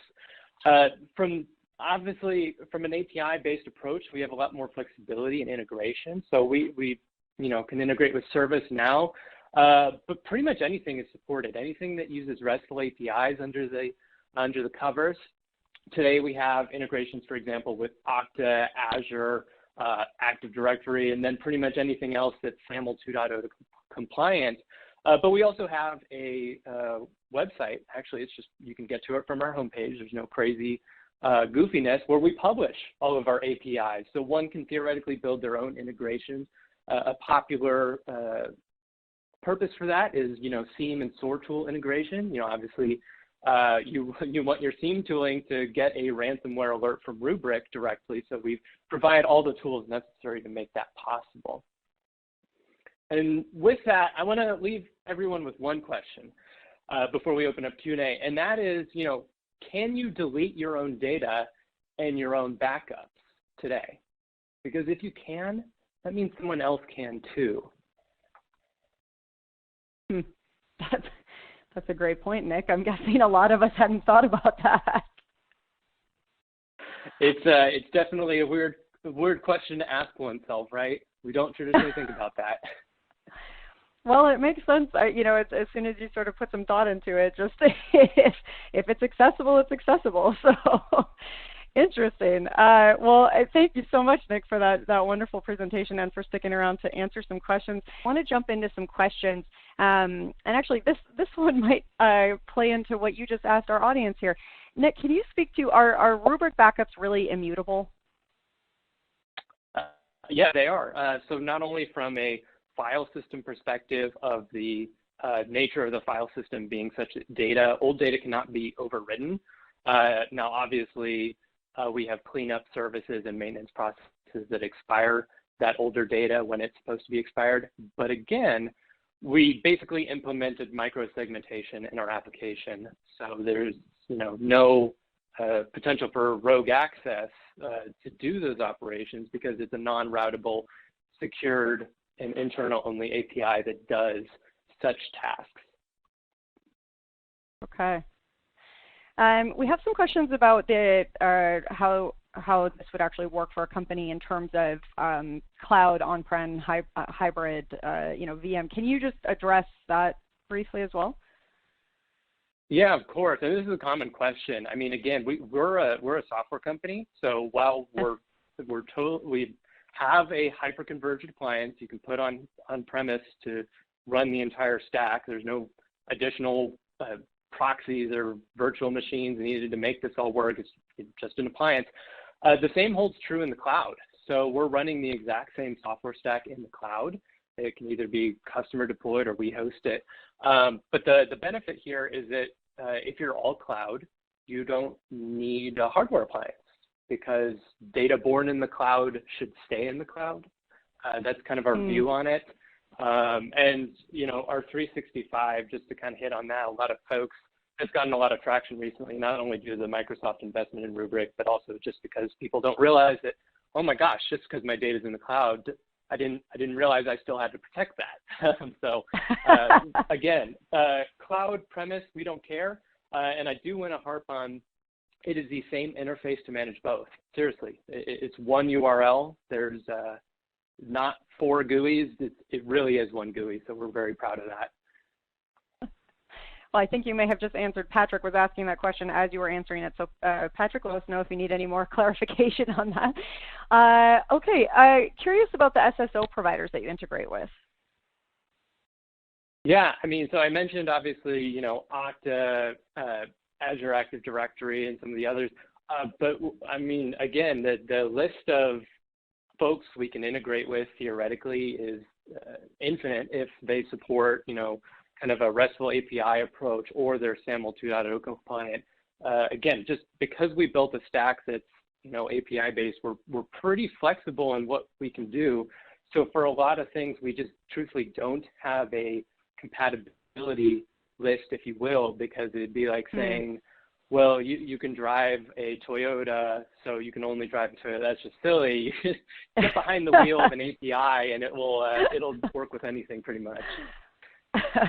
Okay, so yeah, I'm hearing a lot of flexibility basically for whatever, however someone's approaching this. Okay, here's an interesting one. What do you see most of your users using role-based access control for? Yeah, so we have a lot of folks that have like a compliance requirement to hold on to executive emails for 7 years, let's say. So many folks create like a compliance team role within the Rubrik environment, which, by the way, you can create a user and a group and all that within Rubrik and have Rubrik manage that, or you can inherit that from Active Directory. So if there's like a compliance team Active Directory, Rubrik can very quickly be configured to inherit that. It's not really a big deal. So they'll create a compliance team where those compliance team users can only access the backups for that executive. They can't even see anything else in the environment. They can't make any changes to backup system administration or policies. And so again, it's just kind of an automated way to get people to the resources they need to do their jobs without having to do manual work every time someone wants to see it. Well, I love that. And Nick, I'm not sure if you're going to be able to answer this one because this might be a little bit more of a niche topic, but we have Deb here, by the way, mentioning that she's already a big fan and excited to learn more. She's wondering, though, if Rubrik would help her organization pass a cyber insurance audit. Is that something that you can address, or maybe some advice on where she could get that answered? Yeah, actually, that's something we get a lot. Many folks come to us because they got declined on an insurance policy, or perhaps their rate was, you know, quadrupling for renewal. So not only do we have the ability to test, like quite literally do instantaneous testing of the, to basically verify that we can do mass recoveries or restorations and things like that, but we also have very granular reporting tools. We have a bunch of stuff built in, but you can also customize to get reports specific to your needs. And then we also have, you know, again, I mentioned that we are certified. A number of our functionalities are certified by third-party firms for FINRA or SEC compliance. So we have capabilities around that too. So it's kind of the sky's the limit. I know that that's kind of a weird catch-all answer, but it's really true. we took flexibility very seriously. I'm picking up on that. Okay, a great question here. You had mentioned using Snow for self-service for DBAs. What other use cases are you seeing this self-service functionality being used? Yeah, I mean, it could be even something as simple as, you know, Bob in accounting accessing his own Exchange M365 backups. You know, he sends a report to the CIO and then realize, oh crap, I actually saved that as a draft and then accidentally deleted my draft folder or something like that. You can have literally any end user self-servicing their own stuff. The sky's the limit. And again, they're only able to see what they're assigned to, whether that be the virtual infrastructure admin can only see the VMware environment, or the you know, AWS RDS administrator can only see his databases in AWS. And then you can also further restrict if they even have any ability to administer the protection policies for their own objects, or if it's just purely view only, as you would do probably for an end user. Okay, well, I keep hearing sky's the limit and unlimited flexibility. These are all amazing things. So if somebody out there in the audience, Nick, has just totally fallen head over heels with these ideas and this wonderful picture that we're getting today, you mentioned going and visiting the website, but remind us again, what's the first step to getting started? What do you recommend to everyone in the audience today that might want to get rolling with Rubrik? Yeah, I mean, so the website is a great place to start. Not only does it outline some of our solutions, but because of all of our stack is software based, you can actually launch POCs for certain things right then and there in a web browser. Like for 365 protection, for example, you could just start a POC right then and there. But of course, you can also reach out to us and someone like myself or whoever your account team may be can do a demo and very, very quickly. It's a pretty straightforward approach. I love that. Well, and Nick, honestly, I wish we could keep going. We've got some great questions, but we do have to wrap there. If you have the time, please feel free to hang out and chat with some folks on live chat. For everyone who's submitting questions still, Rubrik and Nick will follow up with you. And Nick, once again, thank you so much for such a fascinating presentation today. Of course. Thank you.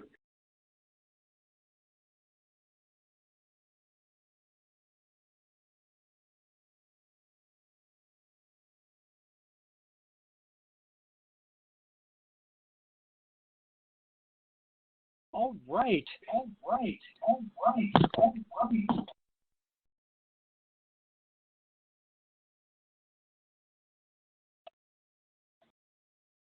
Thank you for that presentation, Nick. Sorry, we had another internet gremlin today. I'm not sure where they're coming from, but we are trying to sort them out. Thanks for hanging with us, everyone.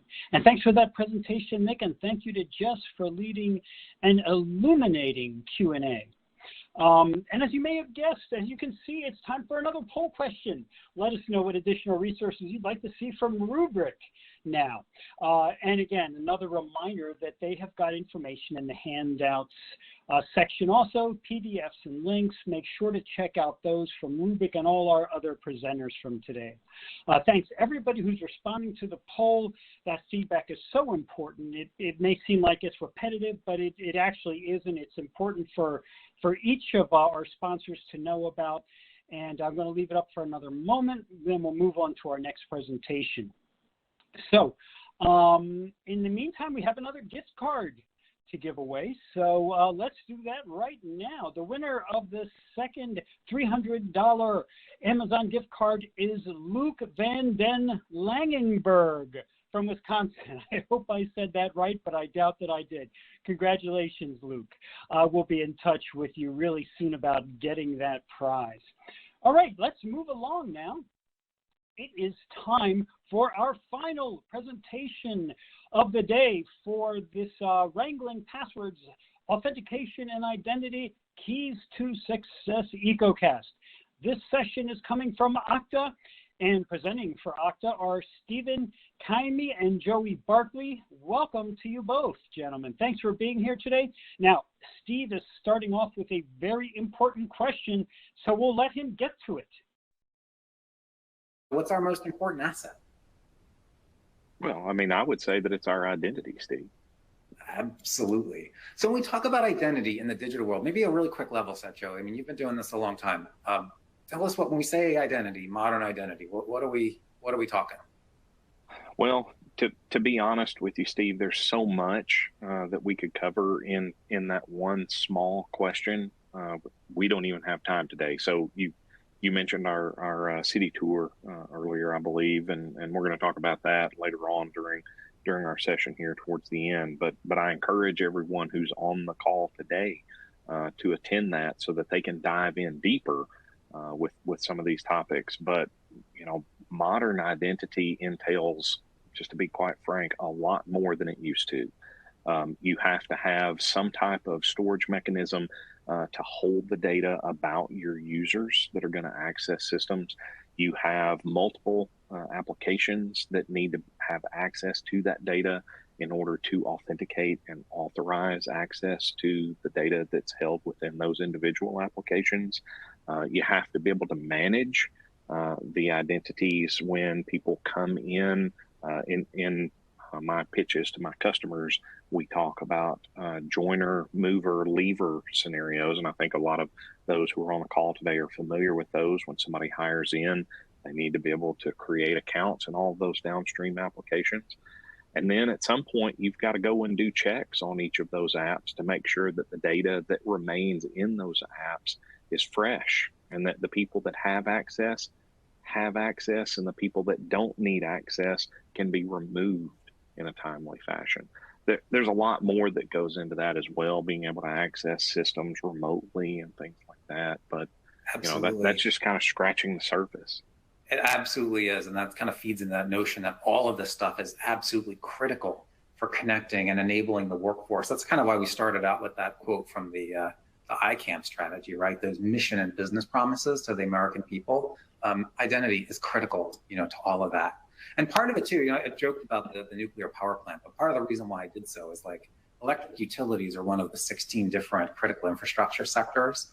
And Joey, we talked about this, how it's not just about security and compliance, right? You have to keep things operating. In fact, a lot of critical infrastructure sectors, Joey, like availability a lot of times is job one. Why is that relevant for identity? Well, I mean, from the standpoint of why is it relevant for identity, I would first say that if you can't log in to a piece of critical infrastructure from an IT standpoint, you can't do your job.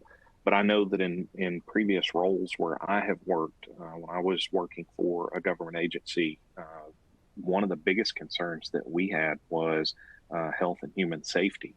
And if infrastructure couldn't be accessed and managed because something was unavailable, it could very quickly turn into a life-threatening issue for the folks who were using those. We tend to differentiate between IT and OT, information technology and operational technology. But I'm sure it was very similar when you were at the power plant. If systems become unavailable, then things can go south very quickly, so to speak. Absolutely.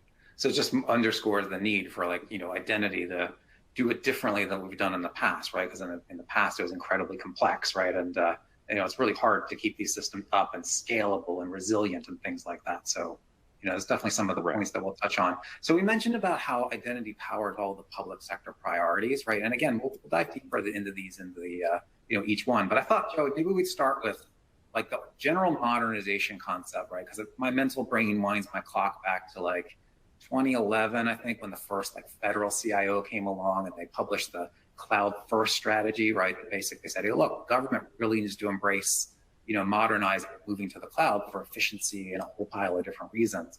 So give me a little more context, around all that. Well, modernization is one of those things. One of the reasons that I got into technology, and I tend to date myself a little bit, I guess, because I've got 2 gray splotches in my beard up here. But one of the reasons that I chose a career in IT is because things are always changing. Everything is always advancing. And being able to stay current is very critical and important. But especially with regard to identity, when I made the shift over into cybersecurity several years ago, I at first thought, well, we need to hold things back in order to keep things secure. We need to take time to lock everything down. And the reality is that if we stay in the past with our identity solutions, they're going to become less and less secure over time. And we need to be able, as practitioners, to get out there and to continue pushing forward and adopting those newer secure technologies that are available to us in the world of identity. And that left-hand side of the screen gives some of the challenges that persist throughout public sector, right? Because although we need to modernize, we have a lot of legacy technology, and it sticks around for a long time, right? So whether you have some of our larger federal agencies, maybe yours too, might have a big complex web of Active Directories that have been around since 2004, or identity scattered all throughout, your agency, for example, or maybe identity was locked up in a point, solution that came out, 15 years ago, or maybe it was embedded in a tech stack, or maybe it's stuffed in a GOT solution. Like these things on the left-hand side is the way identity was done in the past. And I guess it made sense, Joey, for its day, but things have changed, like to your point.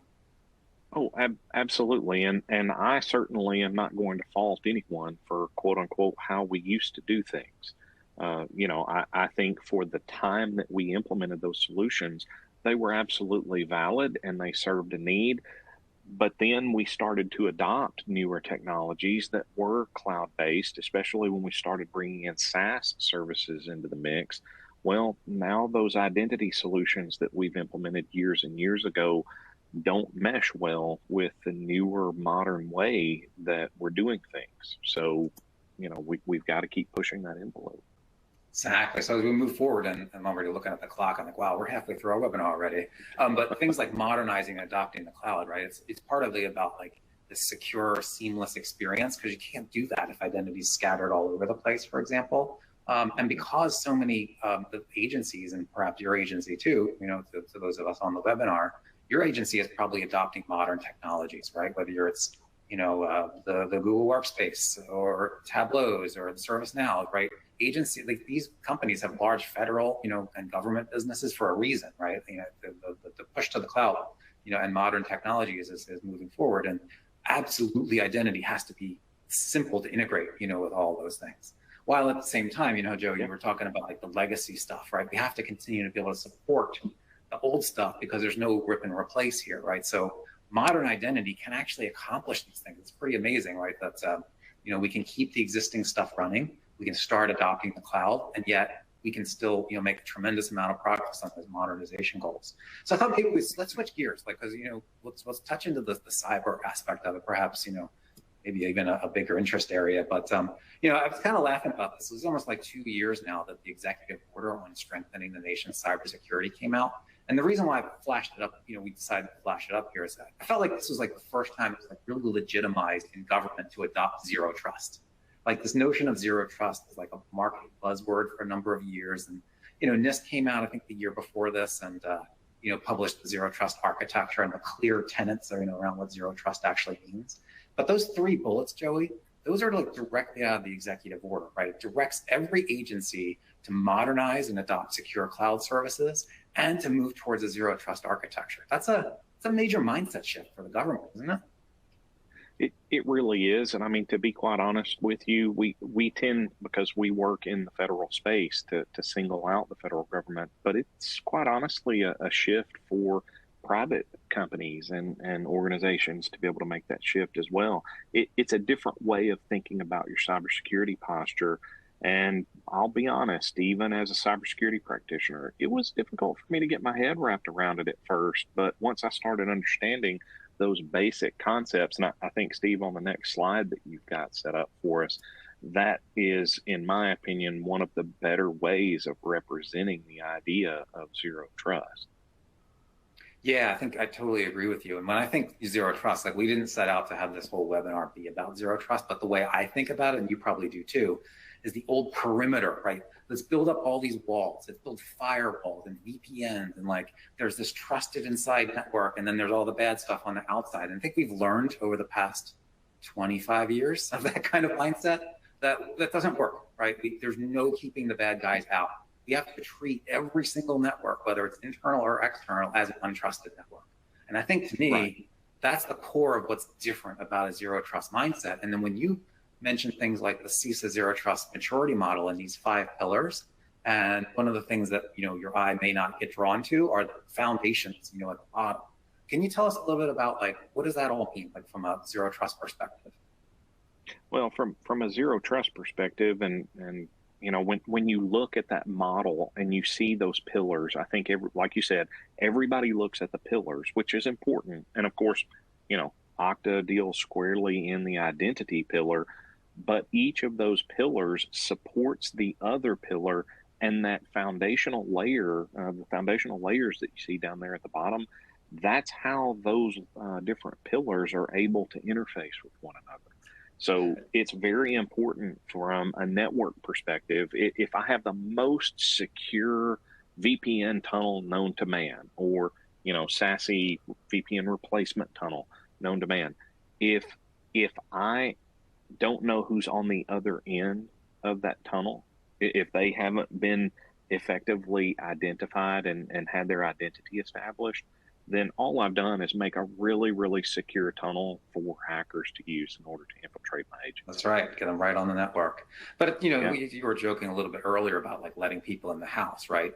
It also has to take into account like the new information, like that visibility and analytics. It's easy to skim over that. But what that does is take into account real-time context, right? If the posture changes, like, so for example, on the devices pillar, if you're about to log into a sensitive application, or maybe you're already logged into a sensitive application and the posture changes, it's infected by malware, whatever, right?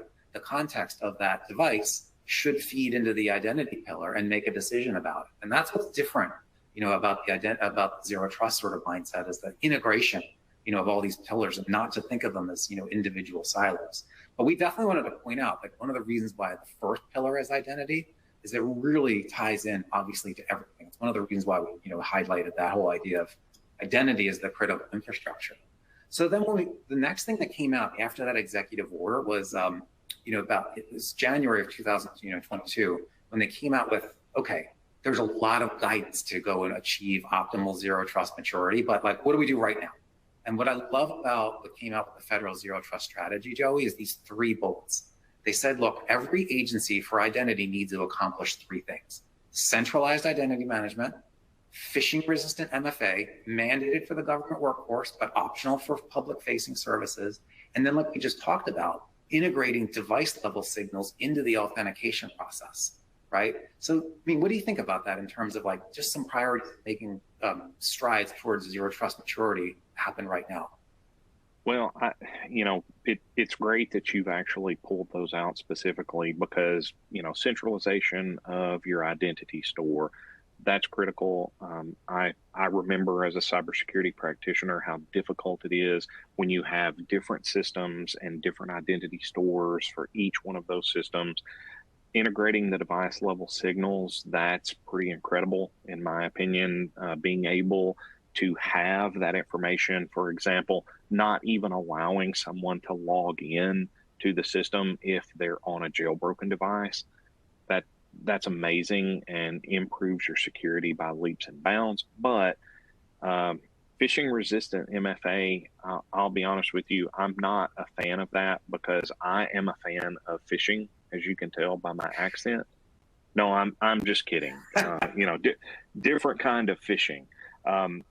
Being able to have that available, not only for those who are using our products from a workforce standpoint, those who are employed by the agency, contractors who are logging in and using that, but also being able to make that available to the citizens and the consumers of those applications from a public standpoint. That's incredible. And I think really bolsters the idea of being able to prevent fraud in the future, things like that. And that same strategy basically set forth, right, the fact that in government, right, that we all know the PIV card, we're now in 20 years of, the primary identity verification card. For those, maybe on the call I don't realize, but, it's like a smart card with digital cert, also functions as like a physical, badge, for example, to come in. But the second line there, Joey, is the phishing resistant. The reason why the check mark is there is because that's what's stated in the federal zero trust strategy as approved for phishing resistance. Now, you and I were chatting before about how, NIST is publishing the digital identity guideline. There's a new revision coming out to kind of touch more on what phishing resistant actually means. Second aspect is things like WebAuthn, which is a modern way of doing authentication that's built into things like browsers, device platforms, and so forth, and even like external keys like YubiKeys and stuff like that. And the whole point, I think, Joey, about phishing resistant MFA is to protect against somebody from getting that phishing link or something and finding some way to log on from an unauthorized device, right? It uses encryption to do that. So we just point that out, and we're going to be really interested to see like when the new guidelines do get published, for the federal agencies. Here at Okta, we've only got maybe 10 more minutes maybe on this webinar, Joey, but from a compliance perspective, right, every agency is, at least at the federal and DoD level, they're subject to compliance with FISMA. So that's one of the reasons why at Okta we invested in both FedRAMP, right, the Federal Risk and Authorization Management Program. That's that program that that allows federal agencies to go and adopt the cloud and yet still comply with FISMA, right? Because that would be a challenge. You can't it's hard to comply with FISMA when, you know, identity might be out of your control in a shared, you know, service provider. And also for the, we call Okta for US military, which had achieved that you know, impact level 4 provisional authorization. And DISA, Joe, they approved us for IL5 workloads as well. And you know, when we talk about IL4, IL5, it's like all that terminology, but what it deals with is that whole class of information called controlled unclassified information. That's where the government said, hey, look, we got all these markers like PII and sensitive but unclassified and all that stuff. They basically said, look, this is the kind of data that is critical. And there's a CUI category called, you know, what's it, SPII, you know, some, you know, sensitive, personally identifiable information. But the point there is that identity is personally, you know, is critical information. It's controlled unclassified information, and the systems are, you know, are critical, right? Which is why things like achieving a FedRAMP high impact ATO, you know, become so important. I thought we would switch gears really quick. We've got 2 more pillars to touch on. One of them is the achieving the digital service excellence. You know, Joey, so there was another executive order that came out that said, hey, look, the federal government is on a mission to help rebuild trust with the American people by improving service delivery, especially digital service delivery. So when you look at these bullets, right, these are the bullets that came out of that executive order. And they're basically saying, federal agencies, as you interact with the American people, you need to redesign your applications so that they're not only simple to use, but they're accessible to everybody, right? No matter what your skill level is. You know, it's equitable, it's protective, it's transparent. You read through all of this and you're like, wow, like that puts a heavy burden on the dev, you know, the DevOps, DevSecOps team to go and build all this stuff, right? To go and modernize an application. What are your thoughts around that?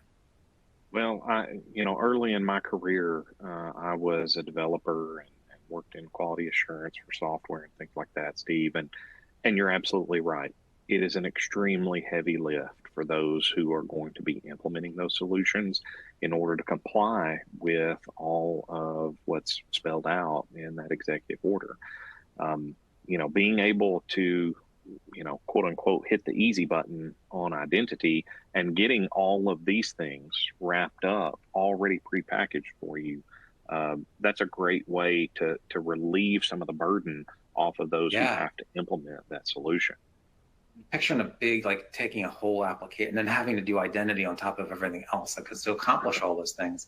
You know, this slide here just has some of the snippets that came out of that executive order. So for example, they, you know, they asked the General Services Administration to reimagine USA.gov and picture USA.gov as like a federal front door. Forget about dealing with all individual agencies, right? You come in there and you have a life experience like approaching retirement or facing a financial shock, right? Those kinds of things that like people need help navigating, getting quickly, you know, to the services that they need. Some of these others are, you know, other agency actions for what they call high impact service providers. But picture like, you know, FEMA, you know, they already have an app that does, you know, some basic stuff for, you know, disaster assistance, but there's a lot more that can be done to help people, right? When a natural disaster strikes, the last thing you need is a bunch of friction with the government, right? To go and submit, you know, your claim. You're in a very vulnerable state, right? And that's what we're talking about in terms of things like the government is on a mission to put these customer experience projects together, and they really have been. And they're calling them like cross-agency life experiences. Because like with retirement, for example, do you start with the Centers for Medicare and Medicaid Services? Do you start with the, you know, Social Security Administration? Where do you start? Like, how do you start receiving the things that, you know, that you're entitled to? So I think that goes to your point, you know, Joey, about how the government has a lot of work to do around modernizing its experience with the American people. When you have identity problems solved, it's like that whole opportunity cost thing, right? That's exactly right, Steve. And to be honest with you, I recently helped my mother, who retired from federal service. When she retired, it was so much better than what it had been in the past.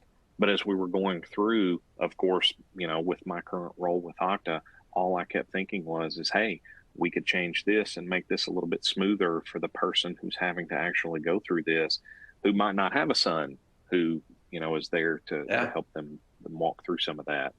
So, yeah. So we're getting kind of close to the end of our time. I hope for those of us that are on the call could stick around for just a couple of minutes. I know that we might run a few minutes beyond 30 minutes, but we're not going to go too much further. One thing we wanted to point out is that you might be familiar with login.gov. Like, so for example, Social Security Administration, if you have to go create an account today, and so with myssa.gov, you have to go through login.gov, and maybe you've done it, yourself with other things. One of the things that we do here at Okta, not just, it's by solving that identity problem, but we also work with login.gov. Earlier this week, we actually did a webinar with, General Services Administration. And our message is like, look, agencies, right?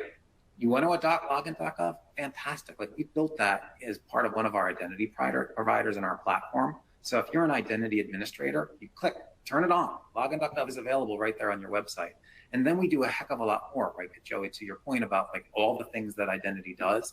There's a lot more that goes beyond like login.gov remit. So this isn't meant to be like a feature comparison. It's not like, oh, look at how much better Okta is than login.gov. Like, that's not the message here at all. It's like, look, Okta helps accelerate things like login.gov and helps accomplish a lot of these additional use cases.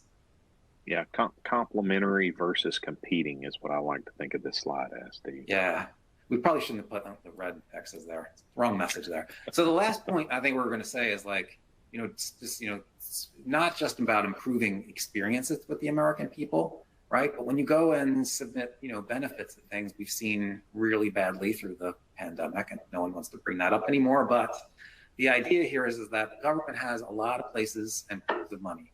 And wherever there are pools of money, especially in public benefits, there is bound to be identity theft and fraud, right? And we all know the reasons for all of it, right? But I think one of the things that was striking to me, and this is, a Department of Labor OIG report that came out in September of 2022, Joey, fraudulent, something like 46 billion in fraudulent unemployment insurance benefits were paid to people who submitted with Social Security numbers of people who were deceased, federal prisoners who weren't eligible for unemployment, using like suspicious email accounts, like maybe throwaway accounts, ones that were just created like hours ago, and all of a sudden, or things like people who filed in multiple states. The challenge there is, I think, a lot of that legacy technology that's around, and the fact that, that modern identity proofing and stuff like that, it's really, it's kind of hard to accomplish. So I think one of the messages, Joey, that we want to say is like, look, there's a lot of reasons for identity theft and fraud. Maybe you were part of the OPM breach and every bit of your information has been out there for the past, 10 years. Maybe you've been part of a healthcare breach, or maybe you have multiple breaches, right? Information is out there, and attackers are out there trying to fish away our credentials, right? So it's hard to keep control of your own identity, and it's hard to keep in control of all the credentials that you're using. So what's the message here? Well, I mean, I think the message here is you have to establish identity, and then you have to be able to authenticate that user once the identity has been established. And that's where that overlap comes in, being able to tie that in. Just because I am who I say I am here, that doesn't mean that the person who's on the other end of a computer saying that they're Joey is that person. And so being able to tie those in together using these updated modern technologies like you've been talking about on this call, Steve, that's where the rubber really meets the road. Yeah.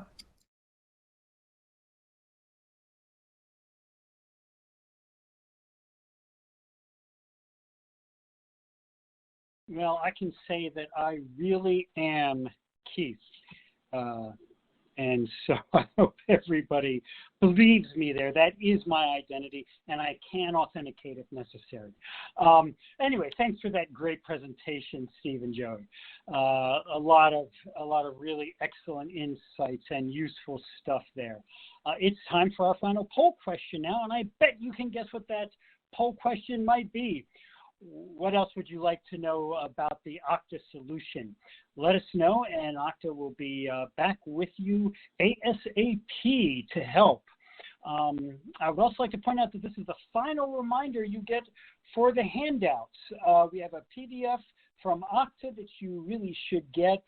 There's links and downloads from all of our vendors today, and it's all free, and it's all great stuff that you really should be taking a look at. Thanks to everybody responding to the poll now. We do love that feedback. I'll leave it up here. And we are going to start wrapping this up now. Folks, that's about it. We are ready to give away our final Amazon gift card as well. So The winner of the third and last Amazon gift card for today is Terry Lagley from Oklahoma, where the wind comes sweeping down the plain. No, all right. Don't worry, I'm not going to break into song now, although I always have that desire. Congratulations to you, Terry. We will be in touch soon about getting you your prize. All right. And question for you. If you were watching the event today and you were thinking that this type of thing would be great for your company, a perfect way to reach the folks you want to reach, well, if that's you, we would love to hear from you. Help you determine which of our myriad events each year would be the perfect fit for you, or to create a custom event. Contact us at connect@actualtechmedia.com and we will follow up, I swear. All right. And last, but certainly not least, I wanted to tell you about an upcoming megacast that is ripped right from the headlines, as they say. This is a megacast all about ChatGPT and AI-enabled security and data protection tools. It's happening next Tuesday, August 1st at noon Eastern, which is, of course, 9 a.m. Pacific time. If you're wondering about this brave new world of AI and how it could help rather than hurt you, this is an event you won't want to miss. And with that, on behalf of the Actual Tech Media team, we're done here, folks. I want to thank all of our presenters today for putting together such awesome presentations and demos, Q&A insights, and all the goodness you got. We really loved having everyone on. I want to thank the sponsors for making this event possible. That would be Delinea, KnowBe4, StrongDM, Rubrik, and Okta. And finally, last but not least, I want to thank all of you attendees for being here, for spending time with us, and I hope you learned a bunch. I know I did, and this is something that I hope we can do again very soon. Thanks for your great questions, and thanks for hanging out with us. That concludes today's event. Have a great rest of your day.